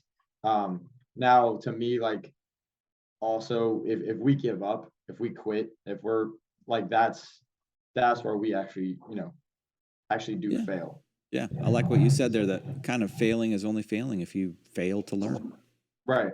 Fail to grow. Don't take anything from it, right? Mm-hmm. You experience the pain of that failure or that loss or whatever, and you don't learn anything from it, then you just Yeah, now we're getting to the definition of insanity, right? Like, right. You're doing the same thing over. Yeah, exactly. And yes. All right. The notion of winning versus success. I think you have to go. I think success is growth, right? Success is not always winning, right? Because you could be at a program that is not great and you don't win it all, but you're growing. The next year you're better. The next year you're better. You're successful every single year, even though you're not winning states every year or winning the championship, whatever it is, every year. So I think, I equate my success to growth, right? Mm-hmm. Did we get better today, right? And sometimes we might have gotten 10% better. Some days we might got 1% better. Some days we might got 0.5% better. But if we're getting better, right? If we're learning, if we're growing, then that's success, right? And I think that goes back to kind of what we talked about, with winning, right? Like you have to win to look successful, right? And I think it just depends on what kind of game you're playing. Do you want to be in this for a year? Then, okay, do whatever you can to try to win, and then you're done, right? For me, it's more of like I love what I do, so I plan on doing it forever, right? Or, however much longer I got. So I have a long time to get to where I want to get to, but I just got to keep getting better, every day as we get there. Mm-hmm. And that big picture, long-term plan is filled with a lot of failure and, a lot of that. But if you can continue to grow in that, then you're going to have much more success than you would ever, Yeah. ever experience. I like this idea that success is tied to effort and execution. Oh yeah. And winning happens as a result of those two things, right? You put those two things together, you're successful, then your win comes. Sometimes winning, if we were talking about, if you stack a team with a bunch of players, or you enter leagues, or maybe you have kids that are a little bit older and they should, maybe playing with the numbers a little bit, or you play a team of lesser skill than you and you go out and dominate them, but you didn't execute your game plan at all, and a bunch of turnovers and all these, things, but you were just athletically better. To me, that's not a win, right? And so that's you won the game, but it's not a success, and that's where I get to that. You can win games and not be successful. You can also lose games and be very successful, and that's how I like to think about that. So I think those are really good pointers you made there. What about this word, tunnel vision? Words. I think it has. I think there's positives and negatives, right? And I when I hear it, I kind of relate it to deep work and like shallow work, as far as like a positive of a tunnel vision, right? So deep work meaning I have no distractions, right? I'm sitting here, I'm focused on something. My phone is over there, TV's off. There's nothing in this space but me and my work, right? So, you could come talk to me. I might not even hear you say anything because I'm just so tunnel vision on what I'm trying to work on. And I'm really deep in my work in that sense. Um, you know, Shallow work on the other hand is, I got my phone here. I'm texting while we're doing our podcast. So I'm not really listening to what you're saying, but I'm not really focused on what I'm messaging, and you don't get much done. So that's like a positive of tunnel vision, right? If you can focus in on something and you can get better from it. I think in the negative sense of the word, that it's more like you're not seeing the big picture because you're so focused on this, right? When a lot of the time, if you just step back and take a look at the big picture, then, it's easier to see what you're trying to figure out instead of like so focused. The reason I'm not playing in college is because my ball handling isn't great. So all I'm focused on is my ball handling, right? And then I forget to even study anything else about the game, right? Right. And now I've gotten better as a ball handler, but I haven't put the attention into anything else where, big picture, let me get my plan for my ball handling. Let me get my plan for my IQ. Let me get my plan for whatever. And now hopefully this gets me into a place where I can Yeah. next level. Great advice. I mean, it sounds like, what you're saying. Sometimes tunnel vision is good. Sometimes it can be a detriment. You just have to figure out the right balance when to have tunnel vision. I think the same goes for gameplay too, right? Like sometimes you want to be super focused in game, right? I'm laser focused on what I have to get done. Other times, if you're feeling pressure, you can be tunnel vision and not see the whole court. Yeah. So I hear tunnel vision used sometimes in the negative, sometimes in the positive. And the reason I wanted to ask you this question is because I think it's important to have that balance, like understanding when it's good and when it's not good, and being able to work through that. All right, here's a key one: communication. Communication is big. I think this is a life one, not just a basketball one. To me, being in business, being in basketball, coaching basketball, all of my problems, not all of them, majority of my problems have came from lack of communication, right? Where I don't talk about something and I don't explain something, and then we have an issue farther down the line, whatever. So when you talk about the game, right? Um, Typically communication is to help everybody stay on the same page, right? The second that somebody doesn't communicate with what they see, others don't see it. Now you have a breakdown, you whatever, right? So, defensively, it's not so much about just, at the younger level, I teach, where you're like ball, help, gap, whatever. But then, we try to move on and grow it into, I'm calling out actions that I'm seeing. I'm calling out how we're playing against actions. I'm calling out if I'm here for you, so if you get beat, I got you, or so that you can play harder, knowing that I'm behind you. So that communication is so important, because the second that we all are talking about what we see, we stay on the same page and we stay locked in to whatever the goal is we're trying to succeed at. The second we don't, then you have a breakdown here, and you're like, well, I thought, or I thought you had it, I thought I had it. Well, okay, well then now there's a problem, right? And I think that gets bigger, as you get outside of basketball, and nobody really communicates anything to anybody. So, when you typically have an issue, it's because, I didn't, I made a change in my schedule here and I forgot to tell you about it. And then you think we're still doing something, and we have an issue now. So yeah. Yeah, totally. And I like one of the things I learned in a previous life as a deputy director in my organization. So I had a lot of people underneath me, and sometimes I would say something at a staff meeting and expect, hey, they're just going to take it and run with it. I might even say it 2 or 3 times, different meetings, and I'm thinking to myself, it's not getting done. Like, why is it that no one is doing this? Haven't I been clear with it?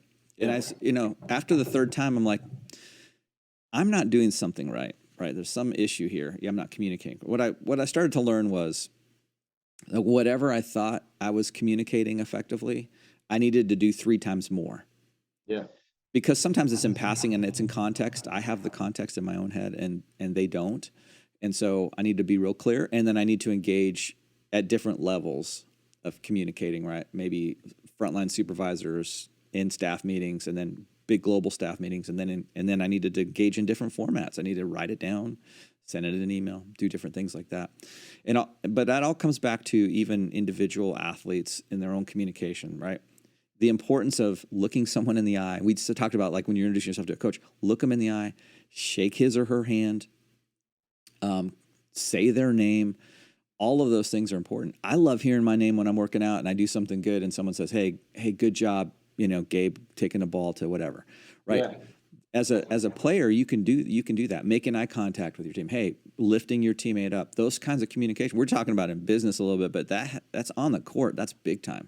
Well, think about, let's talk to like coaching and coaches out there now. Like, every kid learns differently, right? And that's a big piece that I feel most coaches don't realize. For sure. So, just like you were saying about what you were doing, I do the same thing where I teach it a certain way, and my verbiage and my language is a certain way. And if that's not the language that connects the pieces for you so that you can see what my vision is, now there's a disconnect, right? Mm-hmm. So I, as a coach, have to be able to speak many different languages to make sure that my vision of what I'm trying to get us to accomplish or see is actually being processed, right? Mm-hmm. And I think a lot of coaches jump on it really quick to get angry, where, like, if you look at you first and say, hey, can I explain this a little differently, or can I teach this differently? Because we're doing shell drill the whole practice, and then when you get in the game, it's chaotic, right? The game is chaos, right? So your controlled shell might not always be a great drill, and because you're not explaining how it's going to be in a game. And now that's on you as a coach, right? So listen, any coaches that are listening, I think this is super important. And I like to think of it as multi-modes of learning. And when I first started coaching, I would just go I'd plan out my practices, but I'd go in and say, okay, we're going to work on whatever, pass and cut. And I expected everyone to just understand it, right? Well, one, I have the context because I've studied it. It seems easy to me, right? Yeah. So I explain it, and it's sort of kinesthetic. Kids are seeing it there, and they can kind of feel it as they're going through it. But some kids are visual learners, right? Yeah. So over time, what I learned to do was, if I'm going to teach a new thing at practice, I've got my board, right? I draw it out on a board and I record it, and then I put it in on our team page for, hey, we're working on this week. Yeah. Here's what it looks like in stick figures, me, moving magnets around. Yeah. Here's what it looks like in a game. I'll find a video clip of it online. You can find most everything you need online. Right. I'll make a small snippet of it there. So now I got people seeing it in a couple different formats and sort of really slow down what it looks like sort of in a game-like thing, and then I'll explain it at practice. And then we'll try and get through it, right? So I try to just hit as many modes as I can. It's a lot of work for me to do that, but I found that it prevents frustration on my part, but it also prevents frustration for kids who are maybe more of an audio learner or a visual learner or a kinesthetic learner, that they get those concepts, especially at this younger level where they're really just trying to pick up basic concepts. No, that's huge. And that's something I've actually changed about what I do a little bit in the last 6 months is I study so much. Like I watch the game, I break down clips. I'm a constant learner of the game. So like when a concept comes up that's very simple to me, I'm like, that's easy. Like, why aren't you seeing this rotation? It's very, very simple. And then I had to step back and especially with my younger kids, I'm like, they don't watch the game like me. So, or, when you get to you start talking about skill development, they don't see the move how I see it. When I do it, I see it as if there's two defenders in front of me, and this is the move to create the separation. When they see it, there's a cone right there, or there's a space right there, and they're just, moving out of the way. Yeah. So I had to really step back and say, they don't see the game the same way that I see the game. Yeah. So especially with my teams, I had to bring the game to them. And that's where I started breaking down okay, we're going to go over transition because we do so much transition. So I'm going to show you clips of great transition and how it breaks down. And so you actually see the game, or try to get you to see the game the way I see the game. And it's actually worked incredibly for my younger girls team. The way we're running transition and the way they're reading is starting to really, make great leaps. So that's what you were saying there is big because me and you, I could tell you something, I'd not even have to go into detail. You know what I'm talking about, right? And then a kid, I tell him the same thing, and they're just like, hey, wait, what do you mean? Yeah.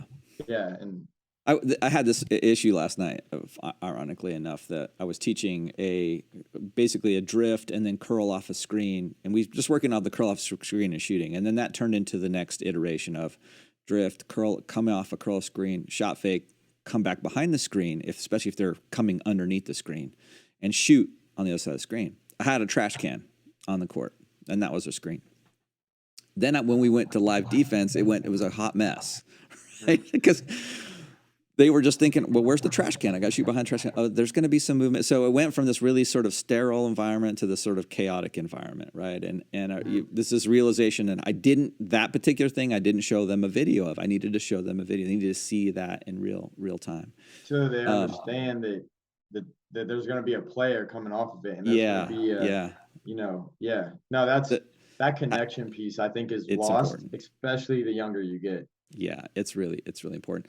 You said something interesting that's not on my list, but should be on my list. And it's this difference between being a fan of the sport and being a student of the sport. And for young athletes, I think this is fundamentally important. And I'll use this as an example. A person goes into, they drive to the basket and they make a move under the basket, head fake, and they dunk it. Everyone gets excited. Wow, it's a huge dunk, right? That's what the fan sees. It was a dunk and legs went up in the air and arms are flailing. That's what fans of the game see.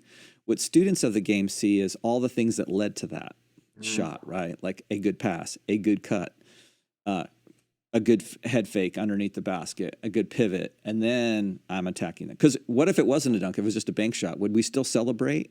Like, would everyone go crazy over just the bank shot? Probably not, right? But it was all those things that led to that. And so I think it's important to teach players, all my players I talk to about, like, hey, be a student of the game. If you see something you like and it's cool, you're like, man, that was awesome. What led to that? What are the things that led you there? And I think as coaches, we look at that all the time. Players don't, right? And so trying to get them to start being students of the game and not just fans of the game is important. Yeah. One thing I realized is players don't know how to watch film, right? They don't know how to break down film. They don't know how to do these things. And this is so, like, when I clip stuff together, I send my girls some clips or my guys some clips. I have an explanation with it, how to look at it. What you're actually looking for in the clip. Because to me, the game really changed when my coach told me to stop watching the ball and to start watching everything else. And, you know, I think a fan of the game, I think you watch the ball a lot, and you kind of like just kind of watch how it moves and the moves that are being made. And I think, like, once you start to turn into like a student of the game, you're looking at everything else, right? How does me moving the ball here move the defense there? And what can I do to create advantage in space based off of that? And how can I use these different actions to create these different, you know, openings of spaces or gaps or whatever? And then start to look at it like that. And even if you want to be a student of the game, if you're not taught to look at it in that sense, then, you know, when you are watching a game trying to understand things, you don't see it happening because you're just, you know, watching the ball. And I try to, you know, I want to try to teach my players how to watch film in that sense. Because I used to break down film and then send it to them, right? And what I realized is they were only watching the film that they were involved with, right? And I get it, right? You know, I would want, I'd pay more attention if I was in it, you know, too. So I had to, like, really adjust my way of teaching in the sense of, like, this is why you're looking at this, right? Yeah. This small detail is why you're looking at these next 10 clips, right? And I'm going to show you how it's going to happen in many different ways of many different people, you know. So this is what I want you to look at, and this is why. And I think that teaching, that classroom, I think is not there, and that's why the game, you know, from a younger level, I would say like middle school and down, I think that's why it takes a long time to develop, because there's a lot of things they don't know. You know, when you get to be a junior, senior, you might get a concept. So when I'm teaching a junior or senior, you know, maybe we can move quicker because, you know, they watch the game and they understand, like, how a ball screen has worked, you know, at different times.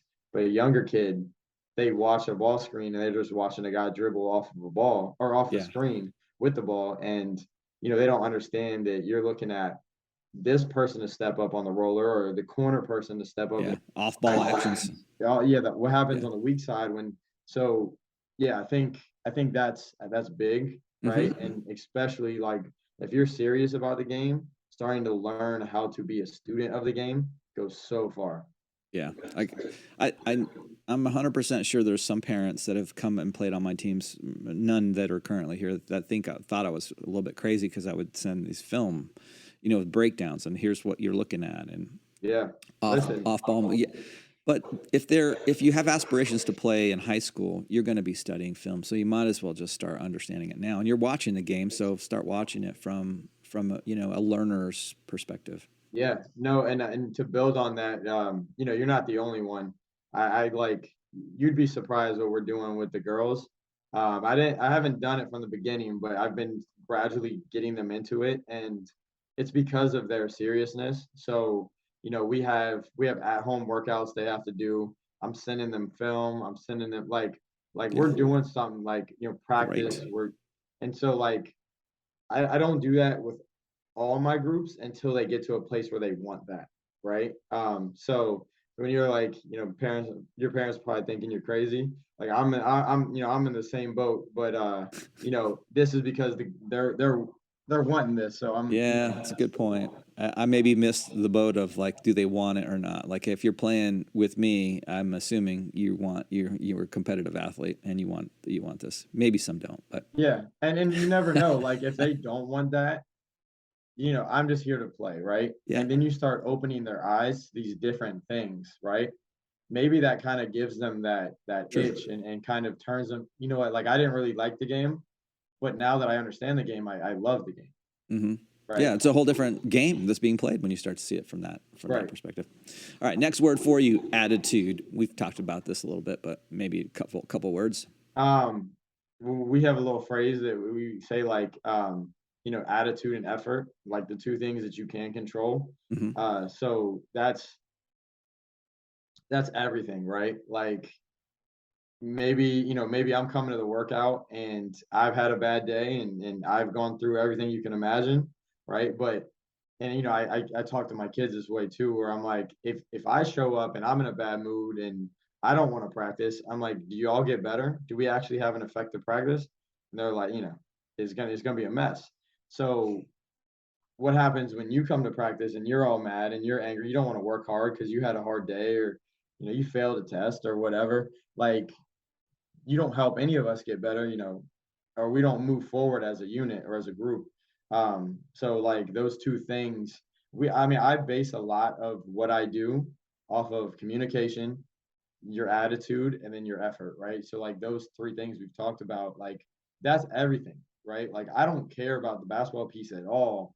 Those three pieces have to be there, right? If we have those three pieces, we can start to put in things here and there. But if we're gonna struggle at any one of those things, then it's not even, the basketball piece is not gonna change much. Yeah. Right, great. So, yeah. Next word for you, precision. Precision. That's a good one. I would say. Go ahead. I was going to give you a hint. The thing is, things like hand placement. So like even detail. keeping a schedule, like precision in your daily life, precision in homework, staying focused, those sorts of things. Yeah. I would take it more like detail, right? Okay. Because I'm very detailed. Like when I get into my teaching, um, and especially like why you make mistakes, right? Like trying to make sure that like what I'm hitting at is very precise, right? So that one, we don't have to spend a lot of time on the mistake, right? I like to, fail, but fail quickly and then move on, so that we can learn and we're right, like make a mistake, it happened, this is why it happened. Okay, now we're doing it again. And I think being, having a great precision as a coach to say, this is exactly why you're making the mistake. Let's move on. Let's get into the, whatever we're getting onto next. I think that's, critical. If you make a mistake and we take 30 minutes to explain why, and then you don't really still understand the concept, I think we're wasting some time there, right? So the more precise that we can be as coaches to, pinpoint where we're actually failing, make the adjustment or get the understanding of why we're failing there, I think the faster we can grow in that moment or grow over time. Outstanding. Next word for you is enhancement, and this is like enhancing yourself, enhancing your performance. Yeah. I would say, from like an athleticism standpoint, right? So enhancing your ability to be athletic. I think the foundation, right? Like getting that foundation in early is important. And if you just have the foundation, especially at a younger age, and this is not lifting, right? This is building, strength without a lot of resistance or plyometrics or just getting outside and doing what kids really don't do anymore, just playing, cutting and sprinting and playing tag or whatever. I think like that, it goes a long way for your game, your athleticism, like in the future. So, having a plan of, how we're going to build this from a skills perspective or a, athleticism perspective, like those things, I think really are important going into enhancing anything. Right. So I would say like the biggest thing from there is like plan. Like you have to plan, you have to make a plan, and that's how you're going to enhance what you're trying to do the fastest, in the fastest manner. I love it. I love the idea of having a plan. I like to say all the time, what gets measured gets improved. So if you have a plan, even to the point of your shooting, right? You were shooting, you were tracking how many shots you were taking, how many makes you had. The act of writing those down and seeing your progress, that's, if you're just out shooting, Yeah. you're never going to see your own progress. I would take it, go ahead, my bad. No, I said it's hard to see your progress if you're not tracking it. Right. And that's, percentage, that's putting it on film. That's so, like, you talk about precision, make a plan, and I plan everything. So it doesn't matter what it is. Like I'm putting a plan in place, and what I do a lot is I actually ball it up and throw it out, and I make a new plan, because like I'm always like tweaking the plan, right? And I'm adjusting the plan. And, yeah.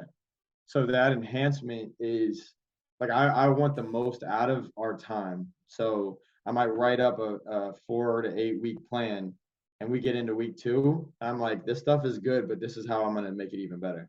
Or this is good, and this is how I'm going to innovate kind of the plan a little bit to kind of get more out of what we're doing, right? And that's just a constant.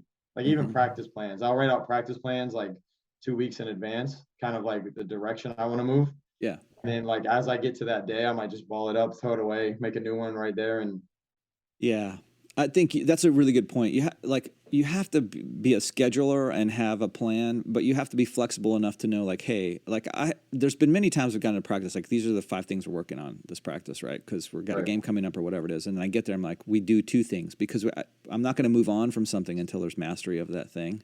So you have to have, or maybe they're missing something. I didn't explain it well the time before, whatever. Right. If so, for anyone listening that is interested in I don't know if you've used Home Court app. I've heard of it. Yeah. It's great. So you just, from your camera of your phone, you set up your phone, records the hoop. And I make workouts for our team. I was mentioning earlier, 2, a 3, and a 500 shot workout, and it tracks it. And what I love about that is when you're done with the workout, you get the video of all that you're shooting, and it actually shows like a trajectory. It has like a little trail, showing your ball going in. The AI measures your angle of release, measures some foot angle, which I don't look at a whole lot, but it also measures your percentage of makes and misses from different areas on the court. So if you're shooting, from various areas, and then maybe and then you step back and shoot a little bit further out, and then take back and shoot another, you'll get a pretty good sense quickly of where am I the highest percentage shooter from. And you don't have to think of it and keep track. If I'm doing it without the app, I'm always like losing track. And so I lose track. I'm like, I'm just going to shoot another 100 to make sure. Yeah. I'm just going to do more. But and they do a good job of saying, hey, elite shooters typically have this angle of release. Yours was this percentage. So you can start looking at, all right, maybe my release angle on my shot's a little higher than it needs to be, or it's low, and how do I need to fix that? But gets back to that thing, what gets measured gets improved. And if you're shooting and then looking at your shooting and figuring out, hey, I'm really good from here, I'm really terrible from here, maybe I should shoot more from the places I'm not good at, as opposed to like I always make them over here, so I'm going to keep shooting from that spot. If you're not measuring yourself and doing that, you tend to like reinforce the places you're already good from, and the problem areas become bigger problem areas because you're not focusing on those problem areas. Yeah, I like that. What you say about, what gets measured gets improved. And I was thinking about, like, when you were talking about that, like thinking about like from a coaching perspective, right? Like, especially with the youth level, what are we trying to accomplish, right? Mm-hmm. The next 3 months, what are we trying to accomplish, right? How do we break that down? When we go to our tournament, it's objective based, right? Can we go into it and say, okay, we've covered these 3 things the past 2 weeks. So now we go to our tournament. Can we be good? How much do we execute these 3 things? All right. Now let's move on to okay, you guys did a really good job. We lost the game, but you guys did a really good job executing your help defense or whatever, whatever we worked on was great. Right. Now the next tournament, let's build on these 3 things. And I think if we coached in that sense, I think you're going to see way more improvement from your kids versus I don't care if you box out. but I care if we win. Mm-hmm. Right. So, and I approach practice that way, and I try to approach my games that way. And I think and we talked about it, I think last time, with the ego of the coach. Mm-hmm. You know, it's not about winning the game as much as it is the growth. So I have to sacrifice my ego of us looking good by getting, having more points than the other team. And I need to make sure that these kids are actually executing on what we're practicing. Yeah. Look, we're making connections here between multiple skills, right? And you just did that. So it's like what gets measured gets improved. And if the thing we're trying to improve is executing these 5 fundamentals in a game, and we do it, then that's success. That gets to the success versus win, right? So we start to see over time, hey, we're success. The scoreboard isn't reflecting our success, but we're successful, and we're moving on to the next thing. And eventually, that success, if you have all the fundamental pieces down right, and now you're executing your game plan, that eventually leads to the kind of win you want. Mm-hmm. Wins that come as a result of execution and effort and fundamentals, right? Wins that come because of stacked teams, or you just happen to play a lesser team. Right. The bottom line is, you mentioned it earlier, things you can control, attitude and effort, right? Well, you don't control who shows up at the other team. They may have like 5 guys, and they're all like, Steph Curry skills. What are you going to do with that, right? What if you executed your game plan perfectly, and everyone played flawlessly, but you still lost by 30 points? You walk out of the court going like, we're just failures. Wrong. Yeah. That was a huge success. You executed your game plan. And the same thing happens with, I call it, in sports psychology, we call it tanking. Athletes who aren't reaching their potential, they're tanking. And they're playing people who are less skill, but they're propping themselves up because, hey, I just beat this team, or I beat this kid, or I beat this athlete. Well, bro, they're like 5 years younger than you. Yeah. Is that really a win? Right? No, you see it a lot too, because everybody brings kids down. Or you got a ninth grade team playing in a 8th grade or 7th grade division. So it's a huge farce that goes on, right? That everyone tries to do. All right, here's another one for you. Shortchanging yourself. In what sense? Well, maybe I'll use it in the terms of like static thinking, where it's like you don't maybe see your own potential, you don't see your own growth because you're comparing yourself to somebody else. Yeah. Or you shortchange yourself because you don't hit all your workouts. Like you've planned to do something and you don't quite get there. There's maybe some examples of shortchanging yourself. So as far like I have a lot of kids that compare themselves to others, and I actually just had a conversation about this the other day with one of my college players. But there's pressure there, right? And I'll go off of both examples you were talking about. So the one, when you're comparing yourself to others, you're putting a lot of pressure on yourself that's not necessarily there, right? So it has to be, can I get better today than I was yesterday, right? Can I make a plan that I know is going to help me improve, and then can I execute on that plan, and then can you feel good about yourself from executing on your plan, right? And that is kind of the best way to go about it. And instead of like what was happening, we don't. We compare ourselves to others, and we're looking at others, and we're seeing like, what are they doing? Am I as good as they are? But we're all different, right? In that sense. So, they might be older than you, or they might have been in the game longer than you, so it's not about where you are compared to them. It's, what does your consistent work look like? And are you getting better? Yeah. Right. So get away from, losing confidence and putting pressure on yourself, comparing yourself, and focus on just getting better at you. And then you're going to end up being maybe even better than they are, where you're comparing them, Yeah. To hit on that point, when you compare yourself to someone else, you're giving that other person a whole lot of power. Yes. Over you, right? You should be comparing yourself to you.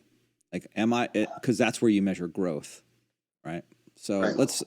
it gets back to that sort of the idea between winning and losing again. If I'm comparing myself against you to you, and you know, I see that you normally shoot 60%, and then, you know, I just want to shoot 61%, so I'm a little bit better. Yeah. But if I have the capability of shooting 80%, or if you hurt your wrist or something and your shooting percentage goes down to 60, I see this big success because, you know, I'm a better now. I'm giving all this power away to a thing that I don't have any control over. Right. And I see it a lot with different kids, in a workout sense, right? Because, you know, everybody posts everything on social media. So, Oh yeah, it's and, crazy. and what you got to learn about social media is it's not what it looks like. It's curated. Yeah, nothing on there is what it looks like. So I did a 6 a.m. workout. I did a 9 a.m. workout. And then I went back and did a 12, you know, say we're in the summer, I did a 12 o'clock workout. And then I go and rest, right? So I got my 3 workouts in before 12. Then I go and rest, and it's like 4 o'clock, and I look on, you know, social media, and I see somebody working out. And I'm like, oh man, they're working out. You know, I got to go work out, and I'm pressured. And so now, like, there's anxiety because you think they're outworking you, but really they got their 1 workout in at 4, and you already have put in your 3 workouts. So, you know, like, stop comparing, because you don't even know if, one, they're even working out. Maybe they're just getting shots up. Maybe it's, you know, half speed, right? It was a video from 3 days ago or something. Right. And then, you know, focus on you, get better at you, and, you know, totally. And get rid of that outside noise, right? Yeah. Well, again, you give power to someone else. You keep the power for you, right? Why would you give it to somebody else? That's your power to use, and use it to the good of your growth. No, and then I think you said the other one, like when you're shortchanging yourself as far as like workouts, right? Yeah. And I think to touch on that, you know, do what you say you're gonna do, and do it for you, right? So like, for me, you know, as an example, if I know what needs to be done, and I don't do it, then mentally I'm not in a good place, right? Because I'm trying to reach a certain goal, right? So like, for kids, what do you want to do, right? What do you really want to do? It doesn't matter, it could be anything, right? And make a plan, find out the best way that you can get to achieving that goal through that plan, and then execute on it and be disciplined with it, right? And I think discipline is why you would shortchange yourself, right? Lack of. Mm-hmm. So, you know, make your plan and then be disciplined in your plan. And, you know, that is ultimately how we're not going to regret when we don't achieve that goal, or if that never happens, right? Yeah, this is a concept we talk a lot about in my team. It's this notion of choice, that you have the greatest of the last of human freedoms is choice. Like you have a choice, and I put it in context of paying a price. You're going to always pay a price. You're going to either pay the price of the discipline, getting every day, going out and doing your thing, made a plan, execute the plan. You're paying that price, or you're going to pay the price on game day when you're not quite ready. You don't have the shot down. You haven't done all the things, and your confidence is a little bit. Should we get back to our confidence comment? Because you didn't do what you said you were going to do, or thought you were going to, or planned to do. Now your confidence isn't as high, right? Yeah. And so you either pay the price of sacrifice and discipline, or you pay the price. Ultimately, it's the emotion is regret, and one of those prices is more painful than another, right? You might think it's painful to have to put the video game down, or go out in the sun and shoot, or go make your lungs burn and run. And that's a price you get to pay. Yeah. The price of regret is the price you have to pay. Right. Like it's a regret. No, I know for me, just how I am, if I'm not disciplined what I know needs to be done, I feel pain in that moment, right? I feel pain that whole day. Yes. Right. I was supposed to, you know, study today, or I was supposed to work out today. I didn't do it. I feel pain that whole day, because I'm like, I know what I need to do, and I know it's not happening. If I go to the gym and I work out hard and I have pain there, like I'm almost enjoying that pain, right? Yeah. So it's like you better. Yes, you're gonna feel it, but you know, one is going to give you so much more satisfaction than the other. 100%. A parent was telling me last night, because we were going over, I was like, I'm going to be here and then I'll be working out over here if they want to come. And she was like, man, you're really busy. I'm the laziest person in the world. I'm 100% probably the laziest person in the entire world. But if I don't have a schedule and a plan and I don't act that plan, I will be lazy. Right. Yeah. That's so I have to, it's all these things that I'm busy because it keeps me honest. Yeah. I work hard and I feel good. Because when I'm lazy, I don't feel good. Yeah. I'm like, I missed that. I didn't do this, blah, blah. One thing leads to another. My confidence, it goes down. And that's the case with every athlete for sure. Yeah. Here's another one for you. Setting the example. That's big. So we've actually had conversations with, some of our guys now that we're over, at a new school now. And, you start talking about leadership, and you can't ask somebody to do something that you're not going to do. Right. So if I'm like, listen, I need y'all doing this and this and this and this, and like, there can never be, but you don't do it. Right. There can never be that. Right. So if we want to reach this certain level, we have to work at this certain level, and we have to do certain things that are going to put us in place to be at that certain level. Right. So when we start doing this is the example. Like, you have to follow my example. So if I want my guys or my girls to be championship level players, I have to carry myself as a championship level coach, or I have to carry myself as a disciplined coach or a consistently hardworking coach, right? Because they're going to follow my lead, whichever way I take it, right? So I live, my life this certain way because I want to, have success and grow in this certain way. Mm-hmm. So I need to set the example for them. This is how you do it, right? If you want to get to this level, right? This is how you do it. And then when we go down to the player level, we have players that are really taking that ownership of what we're doing. And they're like, listen, make sure you're doing your extra work on the side, or make sure you're doing this. And we're always, keeping track of those guys. And we're like, listen, what are you doing? Right? Because you're always the guy that's making sure everybody else is doing what they're supposed to be doing. But what are you doing? Mm-hmm.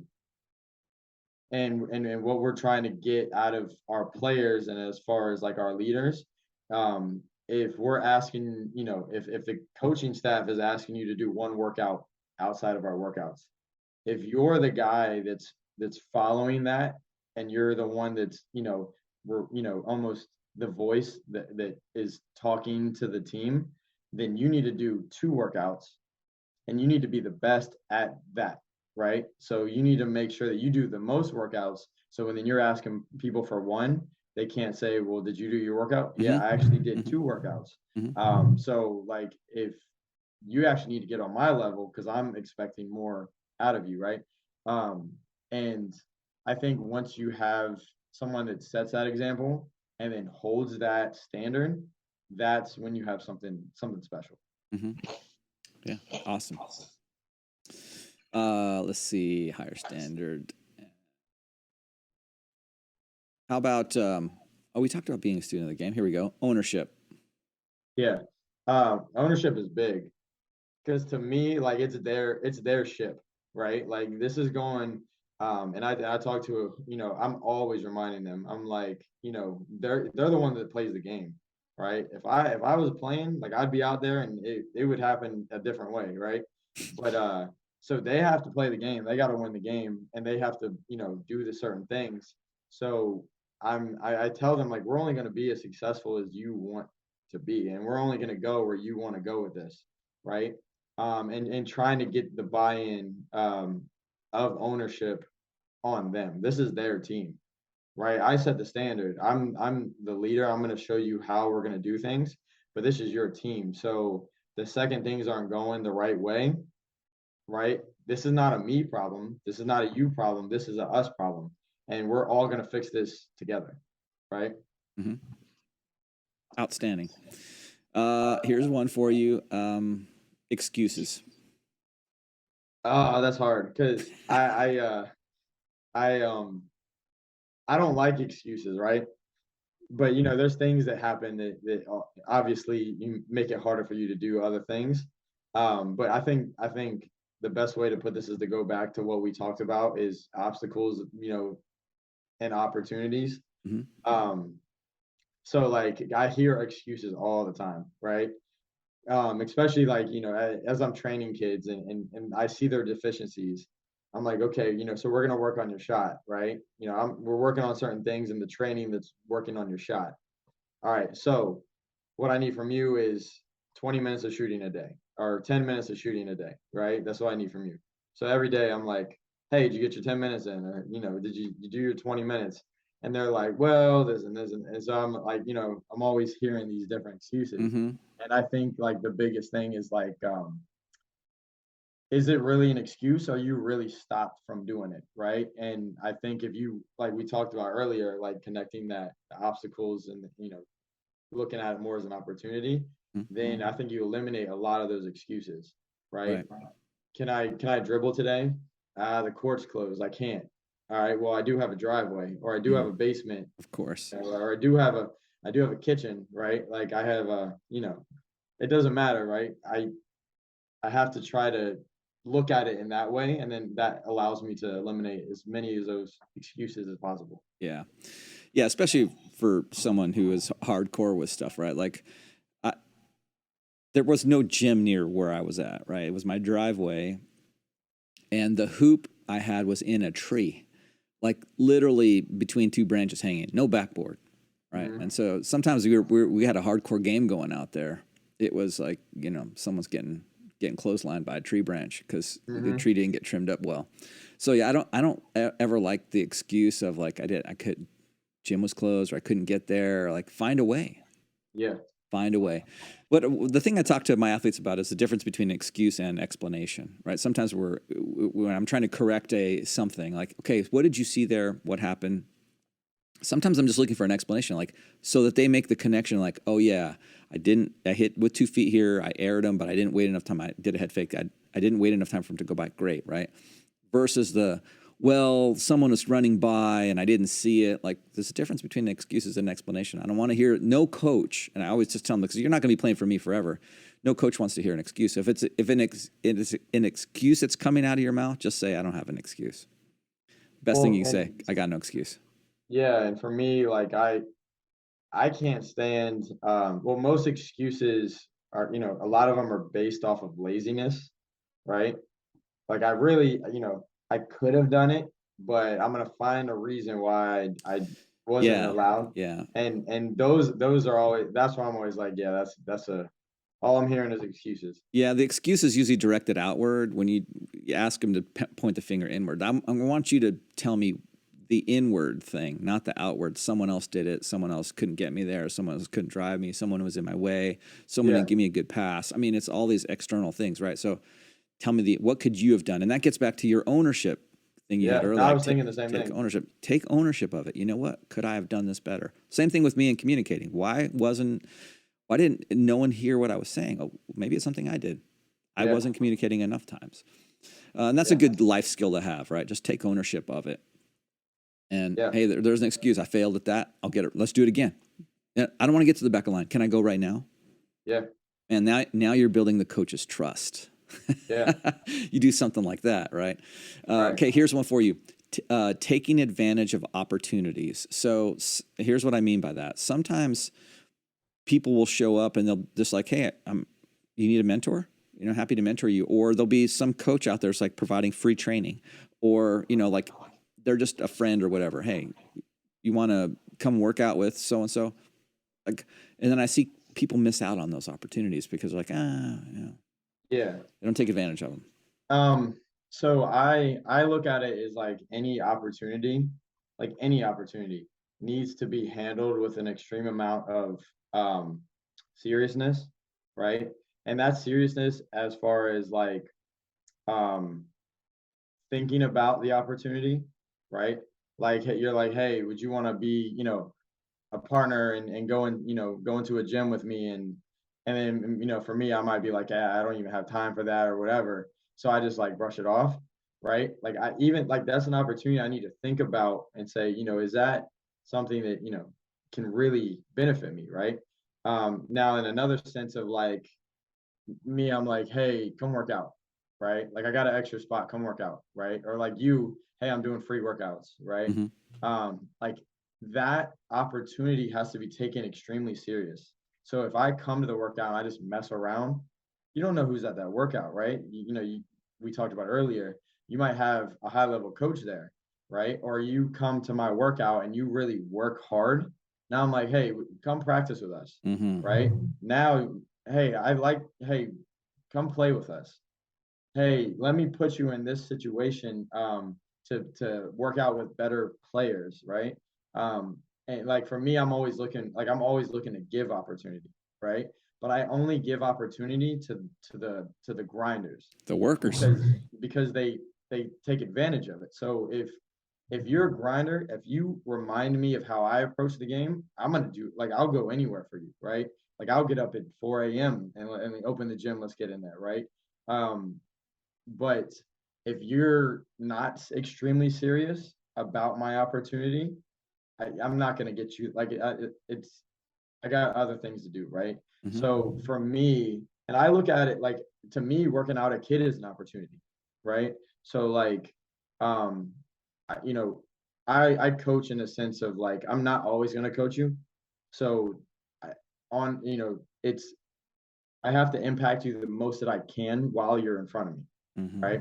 So then, because kids come and go, like, so I don't get caught up on like kids leaving or kids coming. Like, I don't get too upset about things like that, but it's my impact on them. Right. Can I really change the game for you? Can I show you how I see the game? And can I do that for you? So like for me, I have a kid come to work out. I'm like, this is extremely serious because I have to, I can't just be like, this kid sucks, so I'm just going to,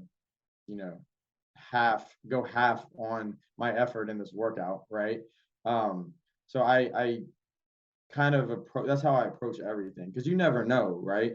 You do something and you have one kid work out and you're like, it's one kid, it's maybe not even worth my time, but then that kid has a great experience and then he brings 5 more, and then those kids, and it could go both ways, right? Yeah. The coach can give opportunity from seeing how you approach the opportunity that you've been given, and then vice versa, right? Yeah, totally. Excellent, man. Okay, we're all getting toward the end here. Thank yous. Oh, this is big. I actually forgot about this because we got we got going. But thank yous are big, right? So if we go back to the recruiting, right? We're talking about recruiting. Yeah. Anybody that is talking to you, anybody that's interested in you, like this time of year, right? So right now it's around September, early September.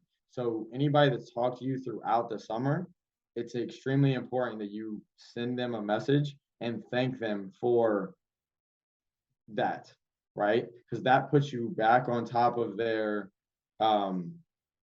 like back in their thoughts, back into oh wait, I forgot about this kid. We looked at him back in, July or back in June. And, so that's a good way to stay, back in the mix with them. It also shows a lot of that you're appreciative of what they have done to come talk to you and maybe give you the opportunity to play at that next level. So I think that's very important that you do. Quick email, quick text, whatever. Hey, coach, I really appreciate. Thank you so much for coming to watch my game. Like those things are big, and I think the thank yous. It goes back to looking at how serious are you about the opportunity, right? Like if you were like, hey, I'm doing a free workout. If you want to come watch my workout, come watch it. To me, as a trainer, somebody that's trying to learn more of the game, it's a big opportunity because I get to learn from somebody that's been coaching longer than I have. Yeah. So, I really appreciate you giving me the opportunity to come out here. Thank you for letting me watch this. I think that's just, it shows how much you like, how big the opportunity was to you. Right. And I think that goes a long way with a lot of people. 100%. So with that, I want to say thank you indulging me in this podcast. And I honestly think that your service in doing this podcast back to the community feeds into a landscape of basketball that so many young parents are confused about. The landscape is a mess. It's fraught with landmines everywhere. And I think you did a really good job of painting a picture of what it is and giving some really good advice to players and parents. Like, hey, here's what to look for in a program. Here's what to look for in a team. Here's the things you can start doing to prepare yourself for the next place. And I'm sorry I use the terminology of 20 to 30 years. I don't want to take you back to birth, but it really has changed a lot in that time, and it's changed a lot in 10 years. So thank you for doing that. And I have one last question for you that I hope if you're able to answer, provide some additional insight, please do. And here's the question. The question is there something that I didn't ask you that you wanted to tell everybody, or you think is so important, like, hey, this needs to get out there and people need to hear this? I want to give you the floor to just fill that space if there's something pressing or something on your heart. I don't know. We've covered a lot. Yeah. So I think just the biggest issues now with basketball and just navigating. I think a lot of people don't know, a lot of, what's right, what's wrong, how should I even go about certain things. And I think, reaching out and finding people that, like, I feel like there's a lot of people out there that are really trying to help and really trying to help all this crazy navigation of, going from middle school to high school, going from high school to college, or just, picking the right thing. I think, I think the more that people get out and talk about it, and the more that, you find people like that, I think it's just going to help the community start to make it easier for people to kind of navigate these kind of situations. But I think, reaching out, finding people, and, really getting around people that are going to help, I think just is big, because there's so much happening, and it's just so hard, especially if you're new as a parent, or if you're new as a kid getting into this kind of realm. It's just, there's so much. It's overwhelming. Yeah, it could be very overwhelming. Exactly. Yeah.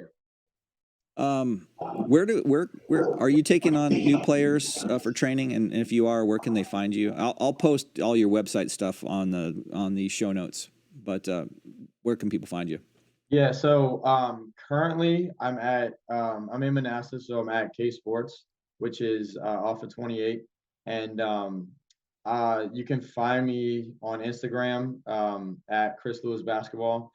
And then my email, info@chrislewisbasketball.com, is a great place to reach me. And then you have my website, which is chrislewisbasketball.com. And that's where you can figure out and find everything that we're doing, where we're at, and, get into a training and all that kind of stuff.